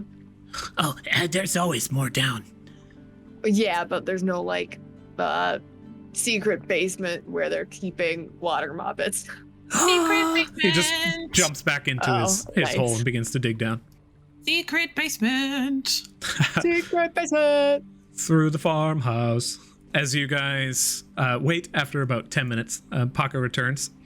He says, as he comes back, I just hit solid rock. Okay. It's harder to dig through. That will take me the night, but I can do it. No, you don't need to. Oh, okay. Thanks, so, Paca. like approaches over to the side. Okay, I'm gonna go eat grapes. He just moves over here and begins to pull individual Paco, grapes you- off the bush. Make sure to at least fill in the top hole so no one gets hurt, of course. Oh, okay. And he grabs a handful of grapes and begins to fix the hole, which was I've dug only- right here. Really suspicious because both of my parents run very respectable, reputable businesses in the front, and then Can I they have insight check all that? of their side hustles in the back. So I don't know that there's much to insight. You're No, I only, think that your was just parents saying. run respectable businesses. Oh, she you're said only in the suspicious front. because you're suspicious. So here's the thing: is like they have this front, which I mean they're doing a pretty shit job because I figured it out pretty quickly that they're doing some other hanky shit on the down low. Which I mean, if we don't want to do anything about that, that's fine. I'll just tell my parents about it, and they can probably use that information to do something. But these people are running this, and they have something else going on here. We can just do the Watermobitz, that's fine. I do know for a fact that there is something else going on here because both my parents have businesses just like this. Okay, well Oh, then. darling, once you start opening people's closets, you're gonna find lots of skeletons. It's a great thing because those skeletons are the things you use to hold over their head, and then they do things that you want them to do for you. Paco approaches like Matilda. like dance. Yes. Yeah. Okay, Matilda. What if you were someone investigating your parents' shady shit? What would be your next step in this? To break open the room that's full of metal walls. What do you? Well, unless you have some sort Ugh. of magic ability to do so, I don't think we're gonna be able to get in there. That's We could fine, question but- them. Oh yes, because that's gonna go very well. I'm I think. just gonna prepare some of these bags. Yeah. And I'm gonna find some of the Vincent, bags of soap. yeah, I'm Yeah. gonna go set up camp, guys. Have fun. Yeah, let's go set up camp. It's fine. We'll leave it. I just know that there's something else going on here. Okay, I'm gonna do another lap. Do you want me to come with you? So if you need me to slap you again, Nah, I can slap myself. okay. I go help Vincent with camp. Jojo, you traverse the area, making. I want to look for water where it seems weird. Okay, go ahead and roll investigation. Weird water. Killian, you are currently scouring the sacks for more information and the storeroom itself. Okay, you can also roll investigation. Matilda, you are moving through the area, and you are helping Vincent, you said? Mm-hmm. Okay. Paca, come over here. You have our stuff. Paca's just mowing down on grapes, and he's rushes over. And wonderful. As you begin to check the area out, Jojo, Yeah. and everyone separates, this is a good space to take a 10-minute break. So we find ourselves, Jojo, as you begin to examine the area, you do hear the sound. You do hear the sound of a faint creak off to the north of the property, and looking through the wooded section, you can see the property line just goes on for as far as you can tell until it disappears into the forest. Okay. But you do hear the sound of running water off to the north. With your... Oh, you actually rolled insight, but that's okay. I think that's the same Oh, did I? bonuses in this instance. I rolled. No, I rolled investigation. The insight was Oh, against I was the looking kids. at the wrong one, yeah. 15. Yep, you managed to find the source of that running water is the creek. It's about a 5-minute walk off to the north. You can hear the rushing water from here, and you can kind of just see as this faint hill fades off down into the forest. You can practically see the water from where you are, right at the northern side of the property line. Okay. Killian, so you find yourself within the area with your investigation. You don't find anything strange other than that toy that seemed to have been lost. And as you look on towards the bags, you wish to use your little bit of magical tinkering you mentioned over the break. Right, yeah. So what I'd like to do is I have the ability to... I think I have the ability to make a different set of tools. Let me double check.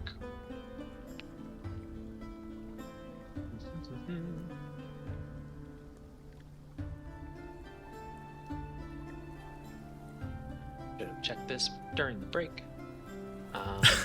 That's all good.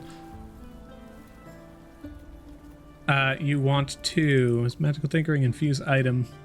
Yeah, it takes 1 hour. Gotcha. Over a short rest. So I'm going to create a set of leatherworkers tools.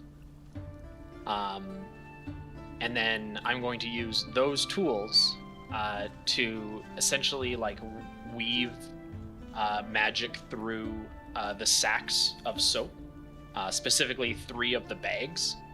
And I'm going to make it so that whenever they are tapped by a creature, the object emits a recorded message that can be heard up to 10 feet away.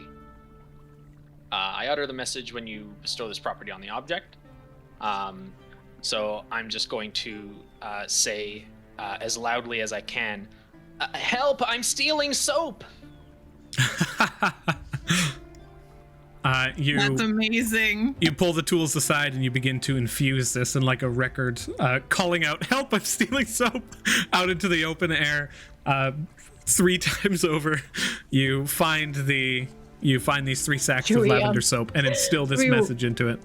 Should we roll perception to see if we hear Killian call for help? Everybody roll perception.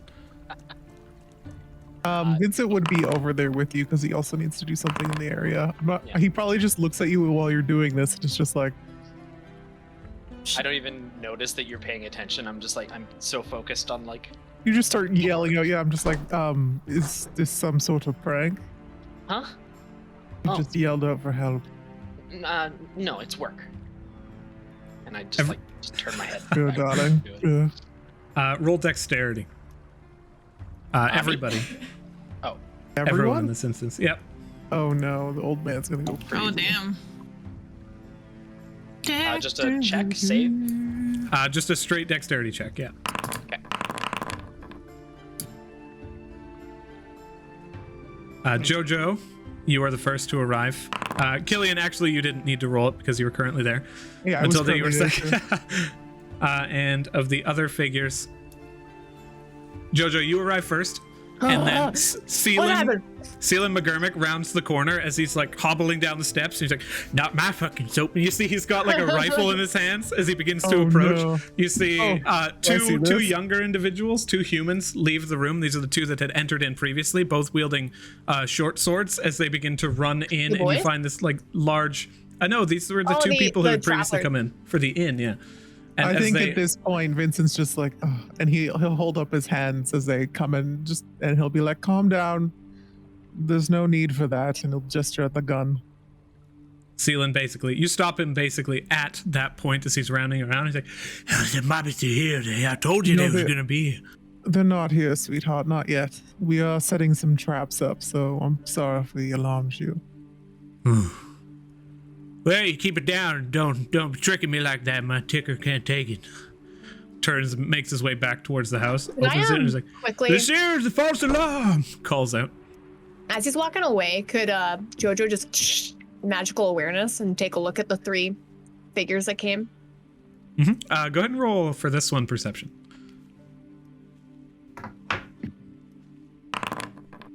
Pretty gruff guys just showed up.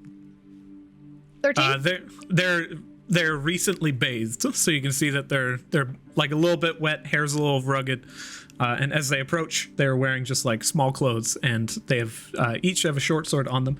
With your magical awareness, you do see that both of the short swords that these guys are holding are magical.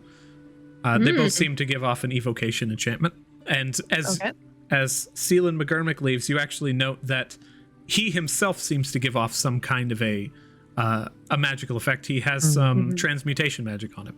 Transmutation. So he's not what he seems. Do I have enough time to also look in the storeroom?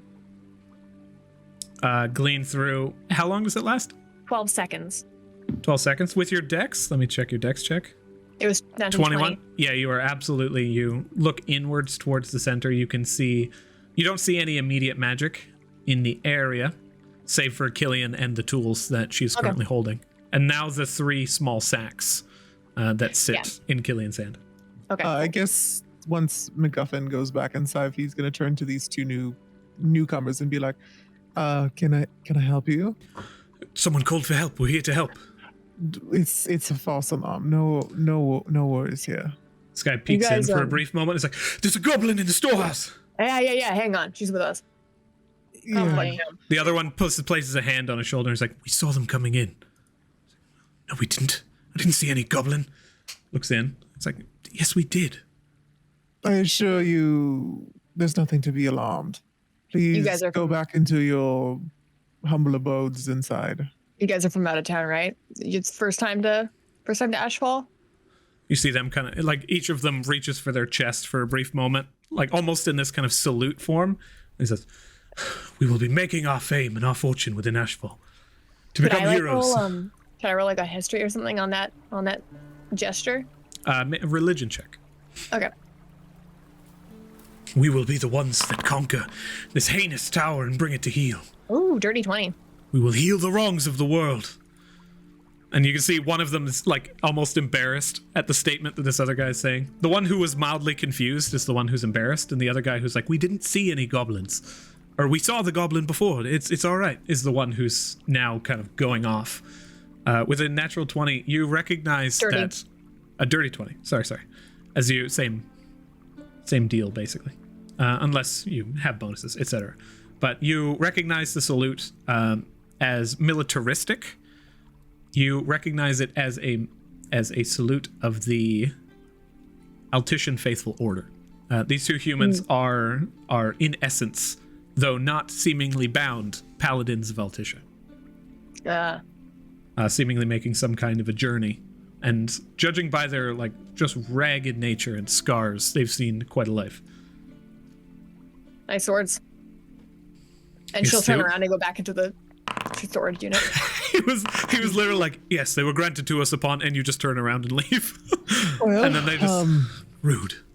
The city is that way, but I'm assuming you're resting here for the night, and you can pursue your glory for the tower in the morning. It's rather nice inn, honestly. You should find yourself lucky. And perhaps next time you should take inside the inn and not outside of it. Well, we're not. I'm assuming they're not walking away like they are on the screen right now. They began to leave, but I was just repositioning. Vincent's just like, we're not guests. We're adventurers. We're here on a job. So if you wouldn't mind, you're in the way. We'll say a prayer for you anyway.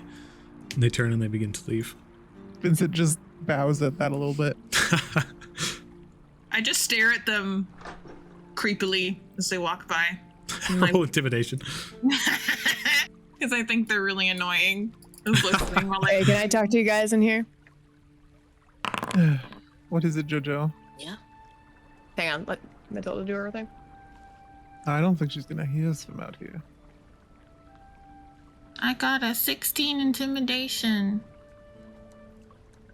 As they glance down towards you, they almost reach for their blades for a brief second, especially the one who previously had seemed just like a little bit wary of Killian. And as they go for their swords, just place hands on each other's shoulders and then pass by you, maintaining eye contact as they hit the doorway.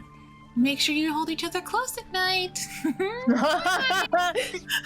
And keep a sword at your waist as well, traveler.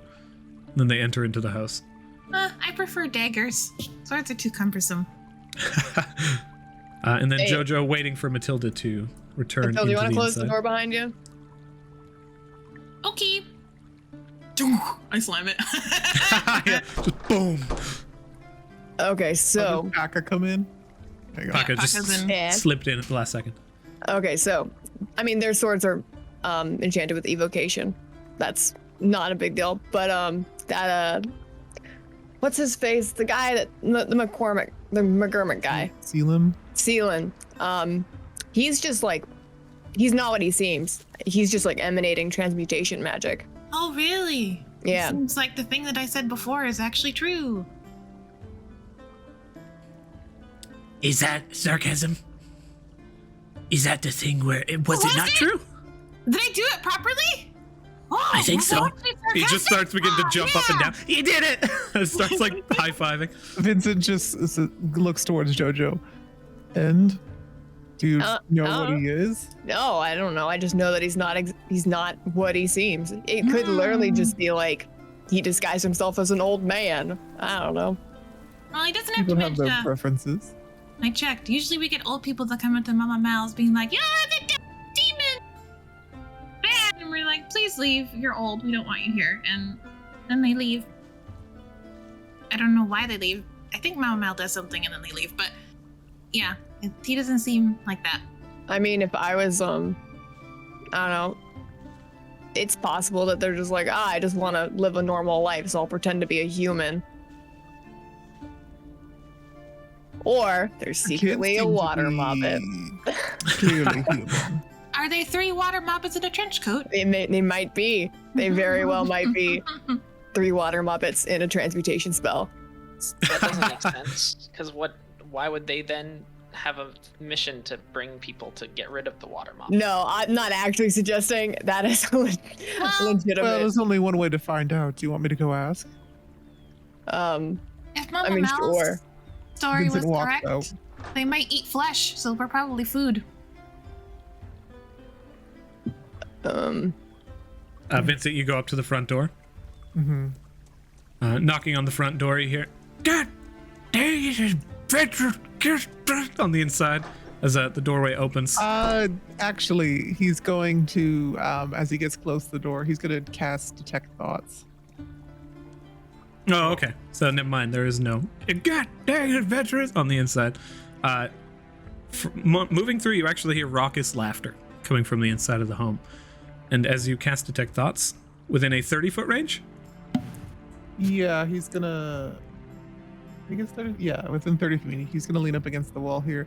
He's gonna wait till he senses a presence other than probably the old man, but maybe even the old man. I don't know. As you are where you are right now, you don't sense any thoughts in the radius. He'll walk a little bit, like on the porch. As you reach a spot next to this small lounge set on the porch, you begin to hear voices. You hear one that starts out with, "For the glory of Altisha, we will find this." And then the next one's just like, "That little girl does not know what she's talking about. I sincerely hope she doesn't attack me. I don't want to have to spill blood so early into the journey." And then as you pass through, you hear, "Those guys were so cool. Did you see that guy's skin was like, it's a fiery almost, like it was so cool." And as you kind of stop, you hear that individual. He's like, They had my toy. I'd lost that so long ago. I'll have to bring her a new one. I wonder if she'd like that toy." And then immediately the thoughts go to like, "I hate Brussels sprouts. Why do they make?" And just, "I'm gonna eat grapes with my Brussels sprouts." And then you just hear on the inside of the room, just like, "No eating grapes until you finish your Brussels sprouts." You hear the voice be like, "This is BS. I'm not gonna swim." Yeah, I'll knock on the door just slightly before the spell ends and see if I can get a thought from whoever answers it. Is it the old man again? As you approach the door, the thoughts within your radius, you hear, "By her light." No, I'm gonna knock, and then when someone gets close, At this point, you hear, "God damn adventurers," as the doorway opens, and you hear, "Just leave already," as the doorway opens. "Hi, can I help you?" who said that in their head? The approaching figure of Heb McGurmick. "Can I help you?" Sorry, Heb. I apologize for all the disturbances. Do you mind if I speak with your father? Opens the door. Father. If I see him like heavily sigh and then go to turn around, I'll put my hand on his shoulder. If it's that much of an inconvenience, I can come back later. I didn't realize. Roll an insight check.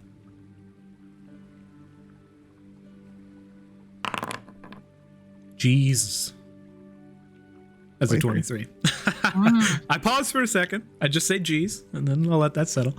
As you all are in the shed, we leave Vincent because he's dead now.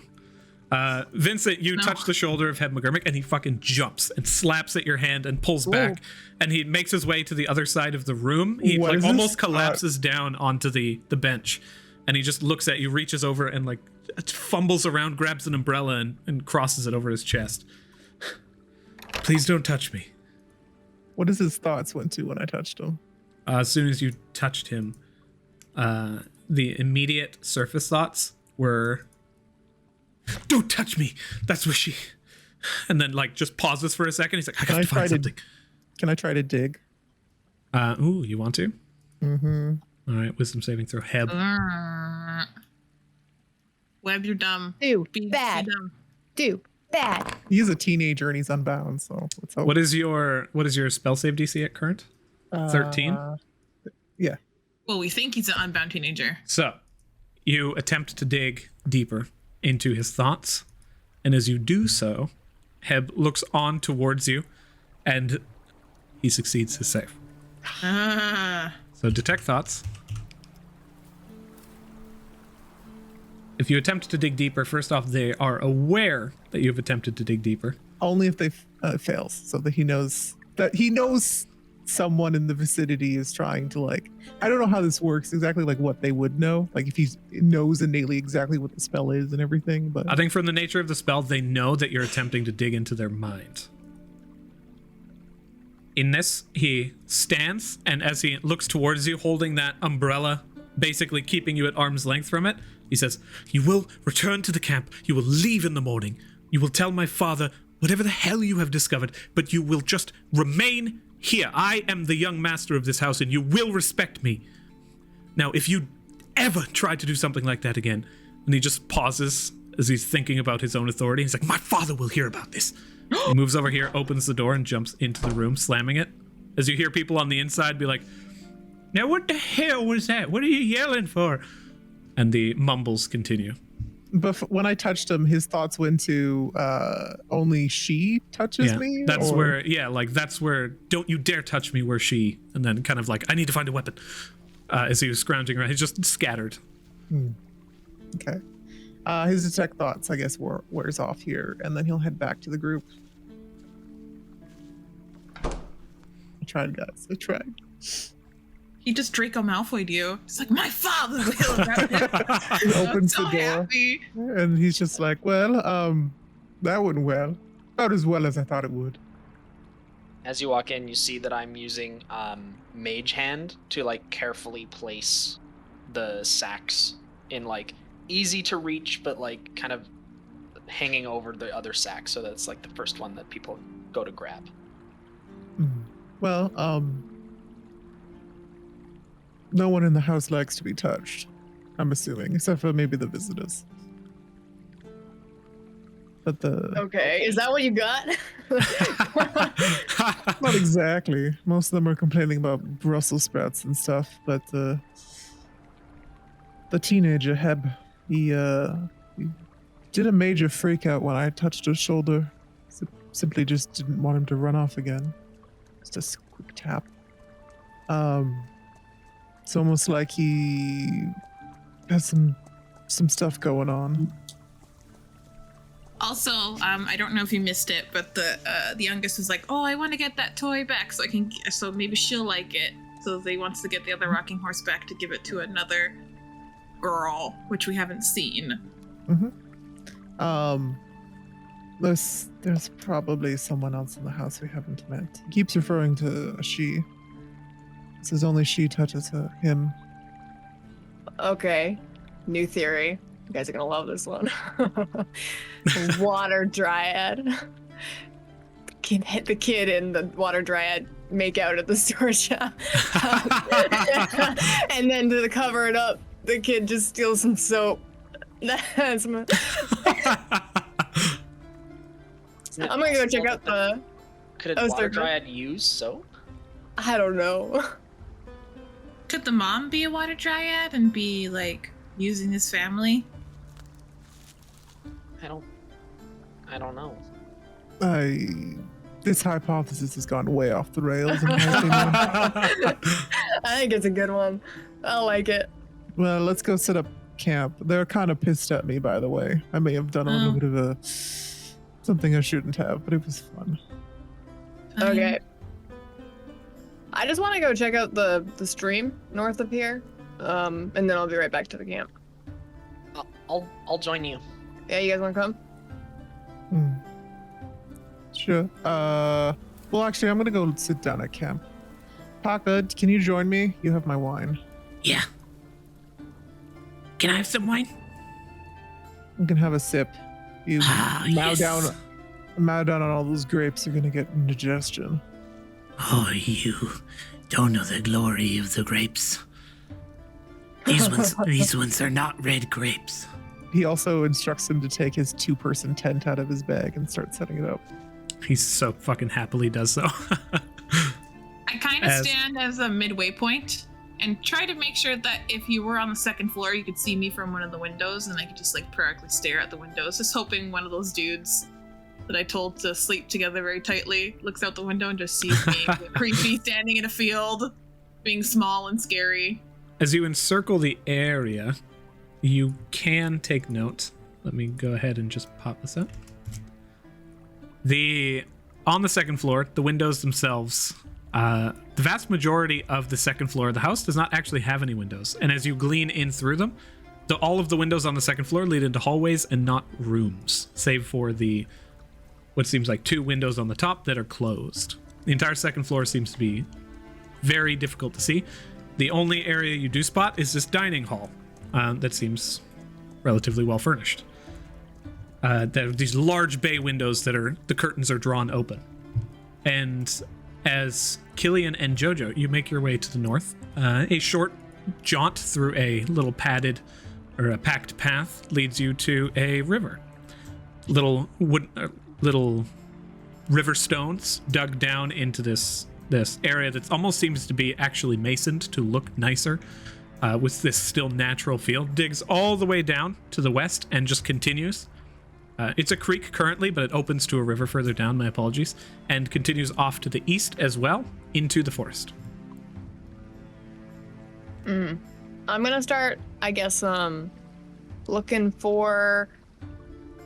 Oh, what am I looking for, even? Do you know what I should be looking for? I was like, water. Check it out. I just wanted to get away from the house for a bit. Yeah? You have a problem with it? No, it's so exhausting when everyone just thinks everyone's an awful person by default. Like, how can you guys do that? Like, that's what happens when, like, if you didn't know me and I was walking down the street, and if you just assumed the worst about me, you just think, oh, well, there's a goblin, it's gonna steal my wallet. I think that everyone's just sort of born a lump of meat, and everything that makes you who you are from that point is just the actions you decide to take. So I don't know, I agree. I think if you're just assuming the worst of people, maybe you might not be the most trustworthy person yourself. I'm just saying that definitely some suspicious stuff going on around here, but I don't know, I'm jumping to conclusions, but nothing about the type of people these people are. I'm not jumping to conclusions, I'm coming up with hypothesis. Sounds very scientific. Yeah, totally. It's totally scientific and not just me having some fun while we're just staying at this farmhouse. I don't know, what do you think's going on here? I think, honestly, you were I think you were joking, but I think it might be like a water dryad that, like, the boys are friends with, but maybe the parents don't know. That seems to be like what it's looking like, huh? The little one. Maybe we could talk to him. I think the answer with this is all with the kids. We can, I mean, Vincent's already apparently gotten the good graces of the older one. But yeah, I think maybe the younger one is looking for their toy, and you got it. So maybe we should go say hi to them. Yeah. Jojo does a quick scan down the stream. Do I see anything that looks like just popping out at me like a weird thing? Go ahead and roll nature.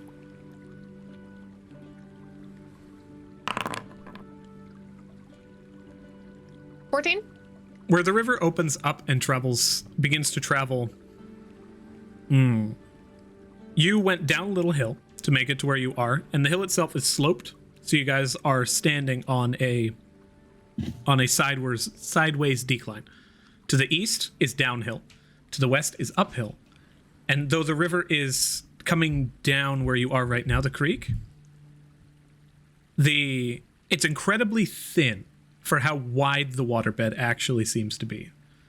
From the flow, you discern that something down the pathway is blocking or damming this creek in some way, which does feel weird to you because this is very rural and out of the way. You don't see why necessarily that would happen.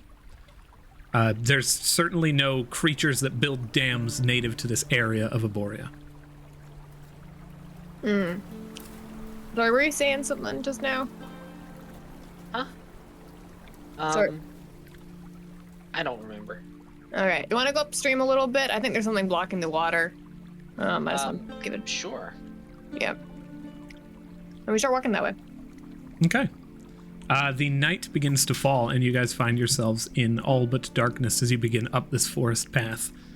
Do you maintain that? How do you begin this search? We're both rocking dark vision, so. Sweet. I don't know how long we would want to be gone for. Definitely no more than an hour. Yeah. Okay. Yeah.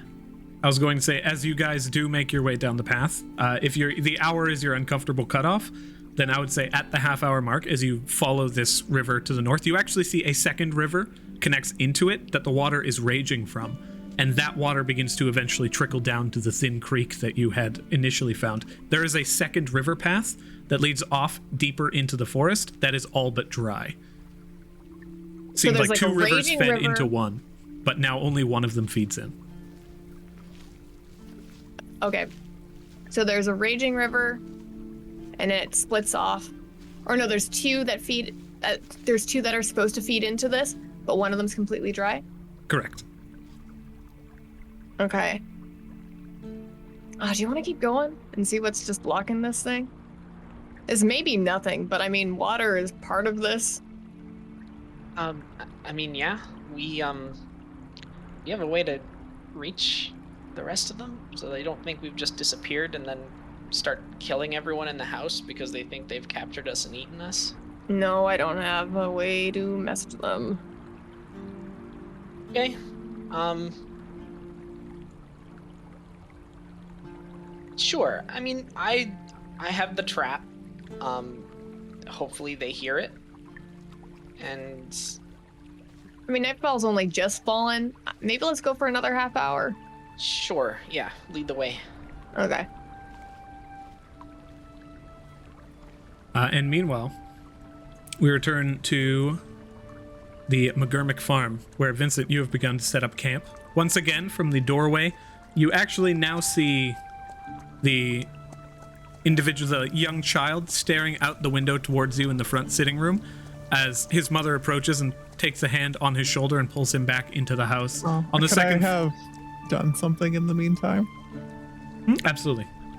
I think after the tent went up and he's just kind of like waiting because Jojo and them are gone, he would have taken his lute out and started like playing a tune. So I think he's just like tuning up his instrument. So as the kid comes over and stares at him, can he play him a little riff? Absolutely. Okay. Go ahead and roll performance.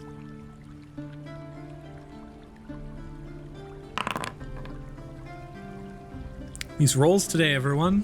Fantastic. It sounds a little something like this.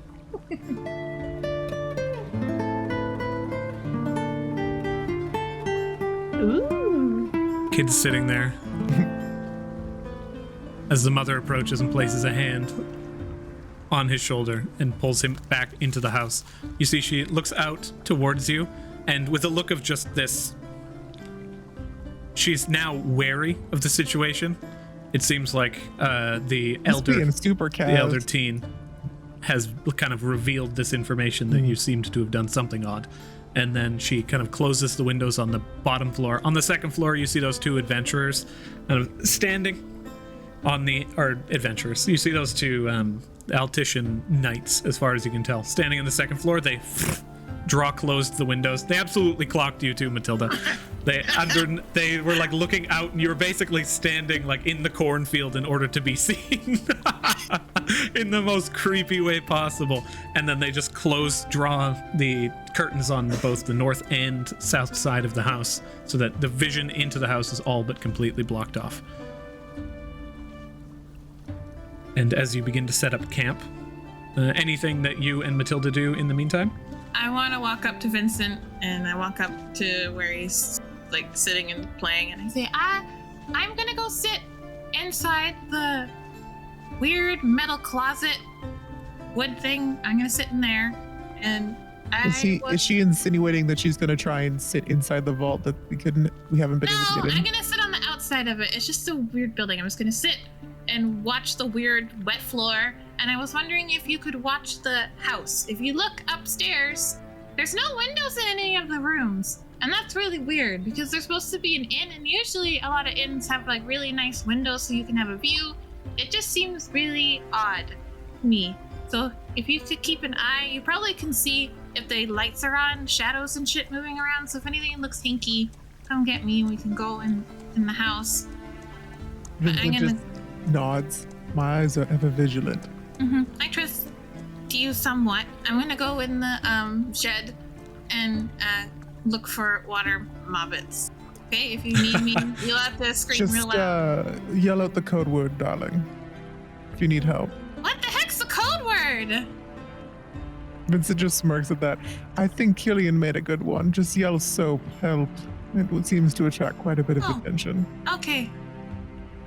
Soap, help. Okay, I'll make sure I remember that. All right, I'm gonna go in there. I'm gonna sit in there, and hopefully something shows up. And after the course of the hour, you find your way into the room Picture over me here. just like playing a couple more like little songs here and there, and getting Aka to dance around. Yeah, not hard at all. And as time passes, Jojo and Killian, you return from the river trip, or did you go further in? I cannot recall. Did you return or go further? We went another half hour. Going another half hour into the forest, you come up to roll survival for me. Vincent, you set up the camp and you sit back and you begin to pluck on some 11. Some riffs, listening into the night air around you. 11. Come on, Killian. Yeah. 18. Hey. A wonderful pair of survival checks. You two managed to ford the more difficult pathway that leads up. The simple flowing hills turn into jagged, rough terrain and rocks as you make your way through this forest path. Walking through the forest, especially with the dream she had last night, she feels a little weird about it. She's just sort of like looking around for eyes anywhere. Roll perception. Oh no! Head freeze. Uh-oh. I don't know if that's gonna be good or bad. Like, you just see eyes everywhere, It's depending 10. on what. 10. You are paranoid and you are looking around. You are fiercely looking around. And as you get closer and closer to what you see the river growing and growing. And as you guys manage to scale some small cliffs and rocks, you start to spot man-made structures. Wooden planks that have been placed down and loosely formed into bridges, and ladders that have been placed to bring you closer, easier, into whatever is awaiting you. And as you climb up a ladder and you crest the top of one of these stone pathways, you swear to God you see a little wet rabbit that pops its head down behind a small rock. No shit. What? Did you see something? Look over there. And she'll point towards it. You both get to the top of this little cliff. Yeah, go ahead and roll perception. Yeah. If this was a horror movie, I'd be yelling at you guys like, "Where are you You look in the direction that that Jojo points you towards, and in the distance, you can hear just rustling of bushes as some figure begins to dart back and forth into the distance. Do you see it? Oh my god! It moves fast. Oh, please just be no. I want this to be a Watermobitz. I really do. I want them to be real. Okay. I think Jojo's gonna like start stealthing forward. Okay. Go ahead. Trying to get a better roll. vantage. I will roll stealth for you guys. I will click this button. 4. Just kidding. It's a question mark.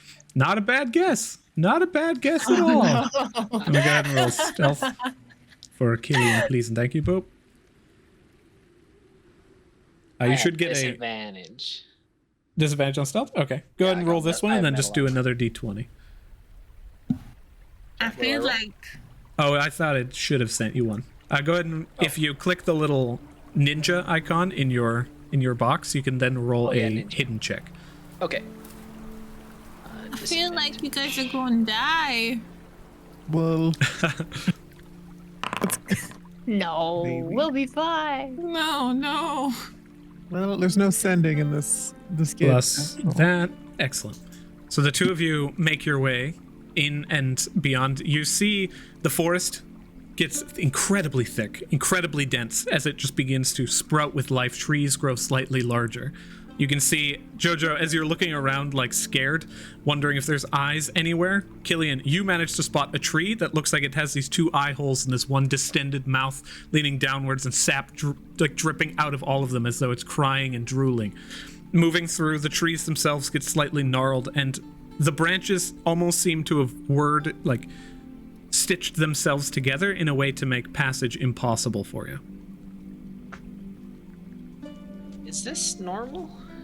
You know, I've never, other than the Old Town Forest and the garden in the marble slates, I've fucking never been in a forest.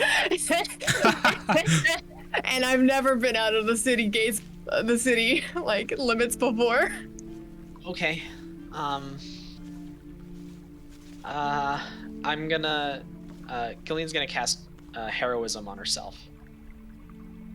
Just gonna fiddle with her tools and just kind of like,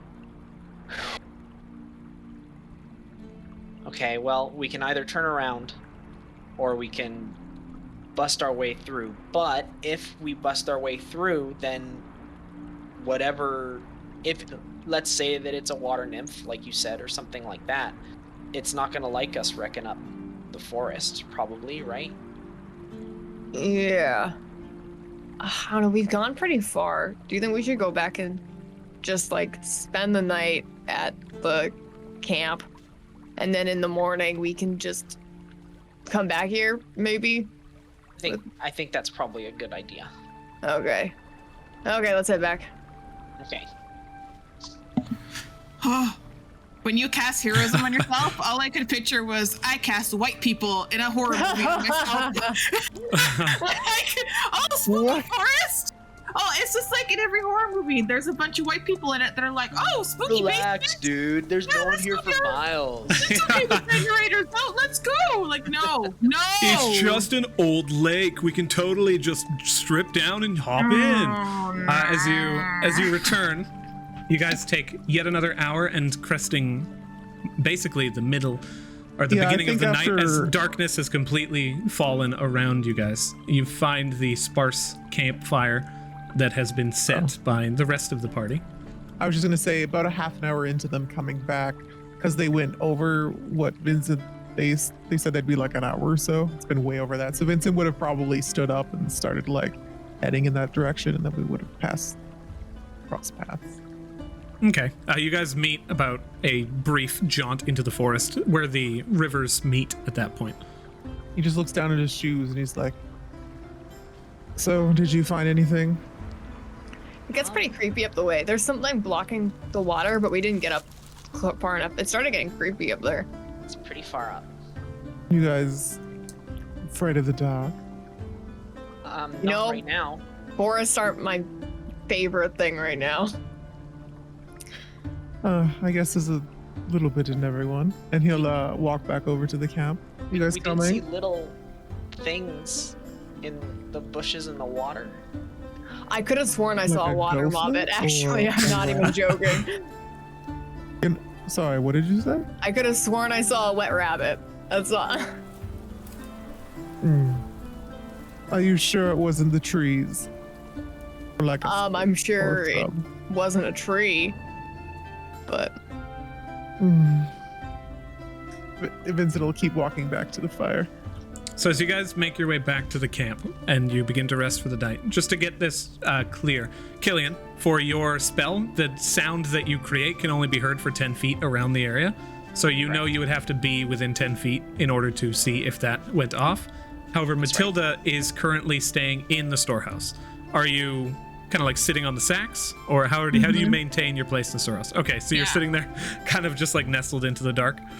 Yeah. Oh, do I need to roll a stealth check too? If you want to be stealthy, otherwise it's basically pitch black in here. There is no light on the inside of the storehouse. I would have cast a light on the little brooch on my dress that I'm wearing, and so that I have light, and I probably have a book out, and I'm probably just like doing my nerdy thing, like doing notes, trying to write some shit out, and like watching and listening very intently while I'm in there. So I'm not trying to be inherently stealthy, because I know that I can't, because I'm not going to sit here in the pitch ass dark because I can't see, but there's someone in here waiting to see Okay. if they come in. The night begins to fall, and Jojo and Vincent, you are remaining at camp, yes? I just let them know. I'm like, I think Matilda's camping out in the shed, but yeah, I can wait it's at better the to stay out here. Everybody roll a perception check.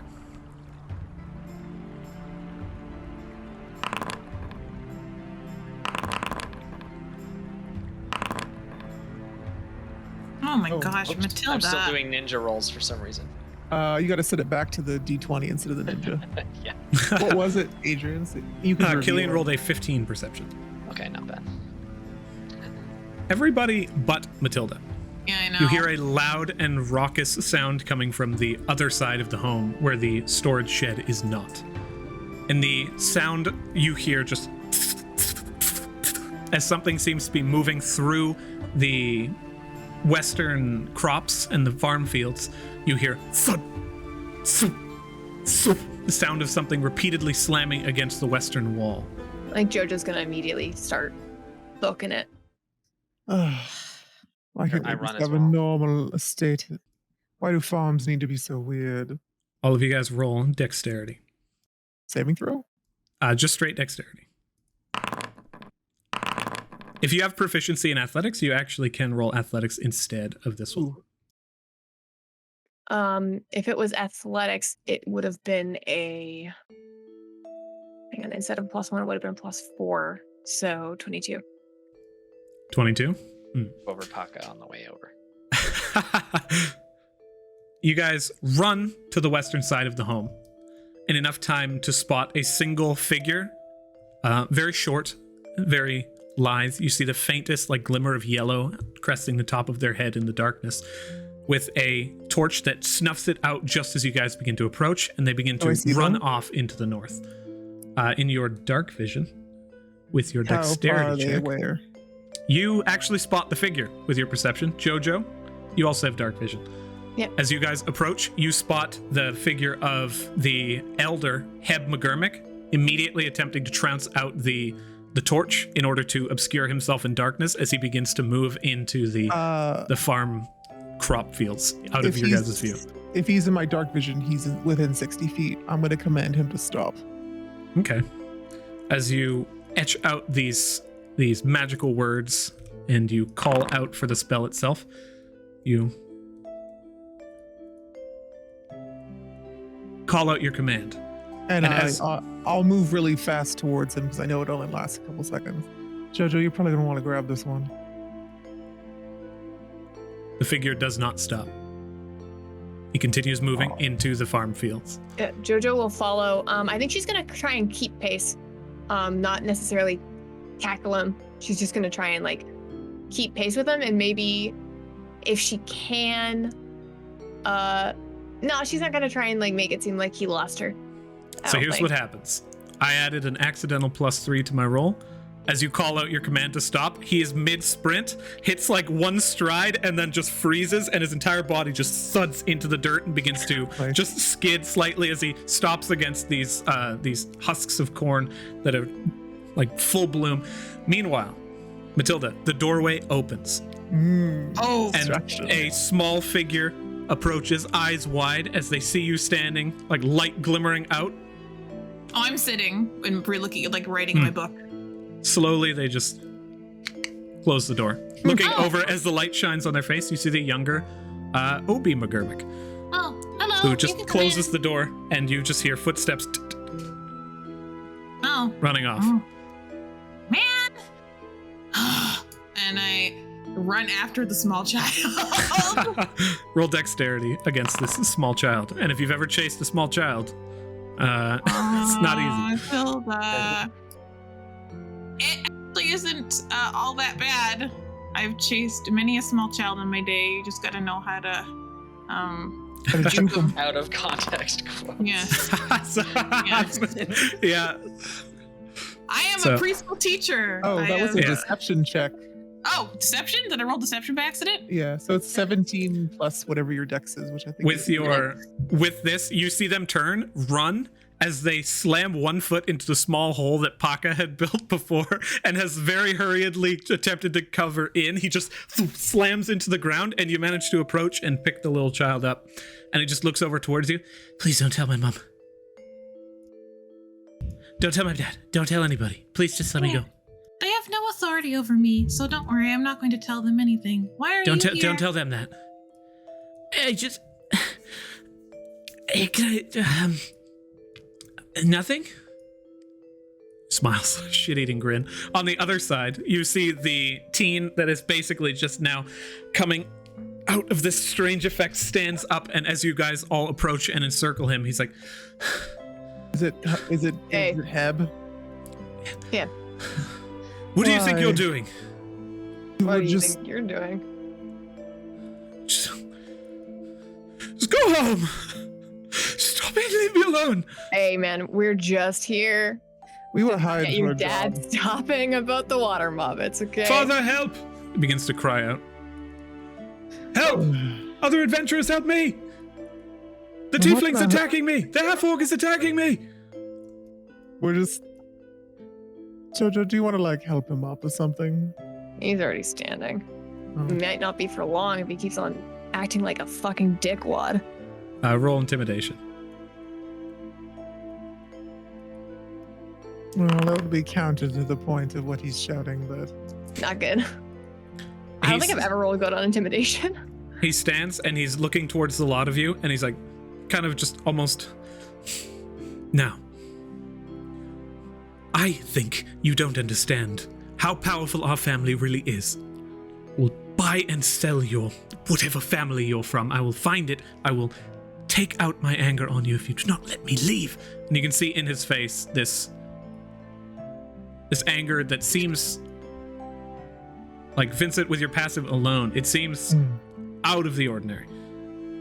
As he looks towards you, he's just this vicious rage, and he looks you straight in the face, Jojo, and almost like this just fierce determination in his face manages to push past that very intimidating motion that you had given him a moment ago. Vincent's gonna try and circle around to his side and get behind him, just casually walking.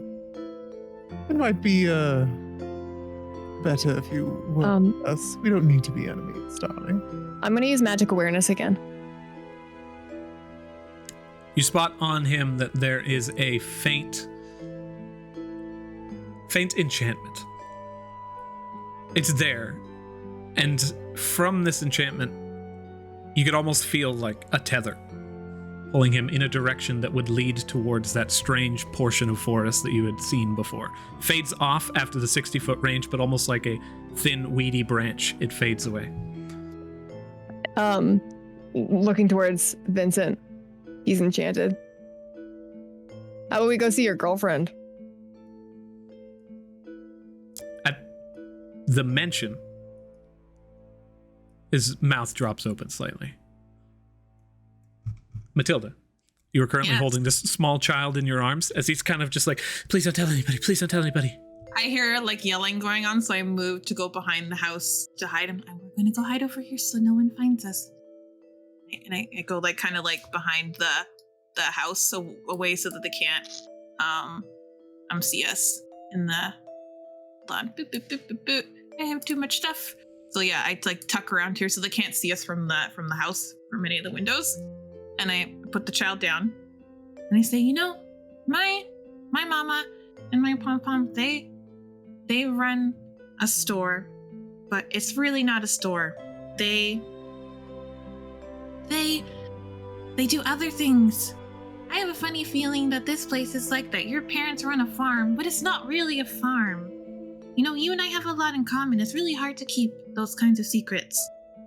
You can trust me. Roll persuasion.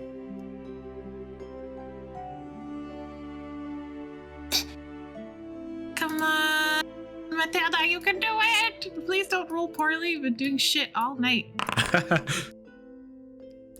That's not terrible. He looks up towards you and he says, he like looks at your eyeball shirt and like glances up towards you, and like the light glowing off of you, illuminating the bottom of your face, shining with this horror light underneath. You're like, you can trust me.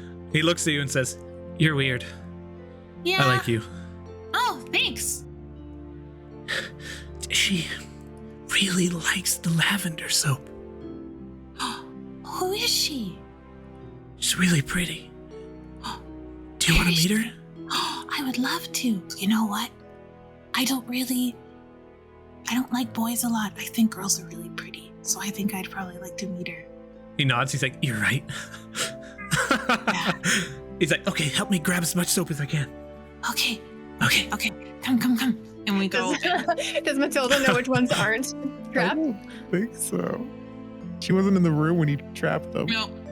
Roll. Well, Amazing. there's ones that are hidden that are like put in weird places that weren't there before. So Matilda would remember the placement of all the soap when she went in there the first roll time. investigation on that, because that's totally fair. Let me Can see I? if you can manage to do that. And as you circle around, you, with a natural 2024, you do manage to be like just find the difference. You're like, these were not in this location before, and I know that Killian would have placed this in a location that would be easy to grab, so I'm not going to grab those three. And silently you grab 3 small sacks of lavender soap, and Obi grabs 1 small sack of lavender soap. There is no loud noise that seems to go off, and we cycle back. We now find the teenager standing around you guys, standing with the might and respect of a noble knight as he looks towards you. As Vincent comes up from behind him, I'm not sure who he's clocking eyes on, or if he's kind of doing the back and forth thing. Yeah, he's like constantly. trying to keep everybody, but you're all moving. Yeah, I mean- Vincent's gonna go in, and as he gets closer, he's just gonna be like, before my patients get any more tired from this conversation, I suggest you tell us exactly what's going on here on your How about we Here's walk your and phone. talk? It's not like I Yeah. really need you to show me. She's like, I stream, right? need him to roll a wisdom saving throw. Okay. Do you know? I just didn't. Do you know what the suggestion was? It kind of bled in there. It was. Do you want to repeat? So I get it full. I said I asked if he could tell us exactly what's going on the farm. Okay. You And, see, yeah. as this faint glimmer begins to move across his eyes, he looks towards you and just gives a faint nod. Says, yes, that does seem. It does seem good. Follow me. And he begins to make his way through and around. How long does suggestion last? 8 hours. Great. He begins to move. He opens the fence gate and he says, I'll tell you everything. Dude, I know if it failed because the concentration would have broken. Did it succeed?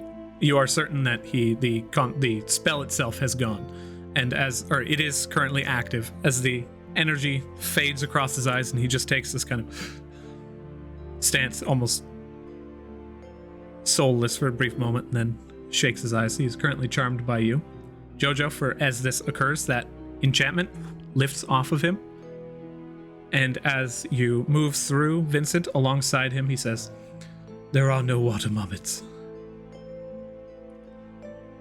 It was us. We are stealing the soap. We are bringing it into the forest. We just want her to be happy." He makes his way around. Matilda, what have you done with the child at this point? Did you return to the group, or did you begin to follow him into the forest? Oh, I can't. I don't know where my friends went.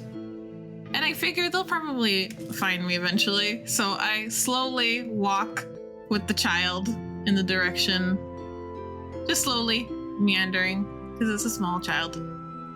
Okay. He definitely would have been hoofing it a little bit to get out of sight of the house.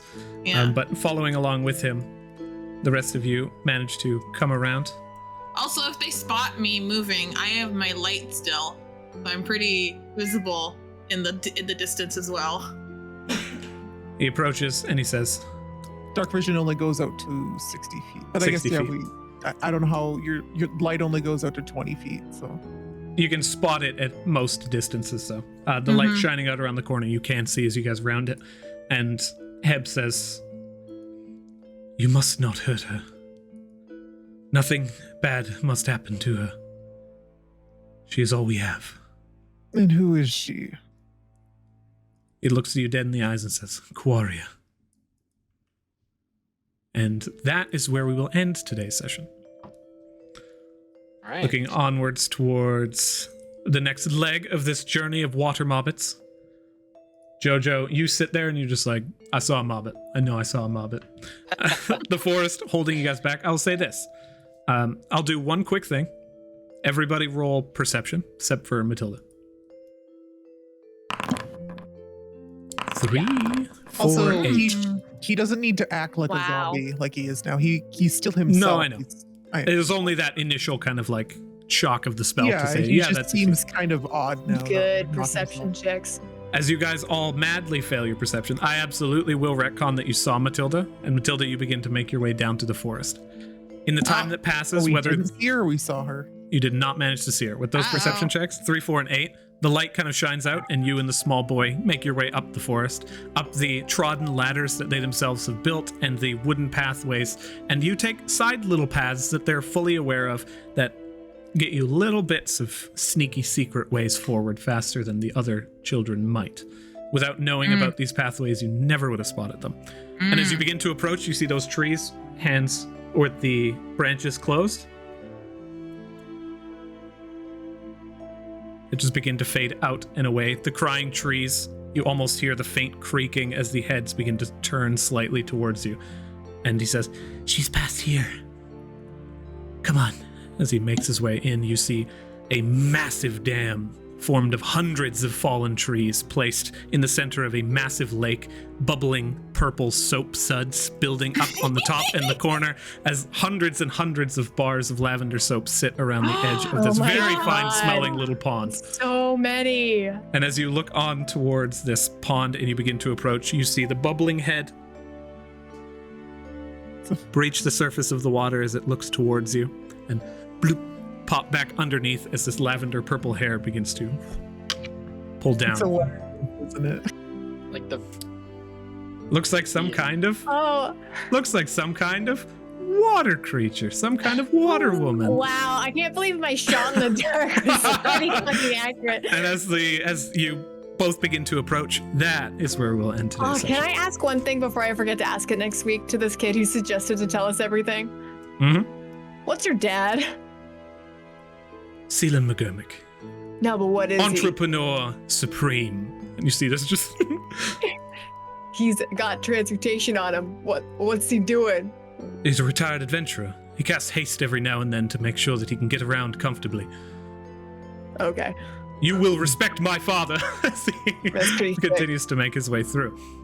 As you guys finish rounding around here, this is where we will pick up next week. So thank you all so very much for watching, and have a wonderful week in between now and the beginning of the next time that a week passes. Matilda's gonna have such an awakening. There's a hot, sexy nymph lady in this water. Let's see what happens. Until next time, look forward to Yay! that. Yes. Bye, everybody. Yeah, bye. Bye.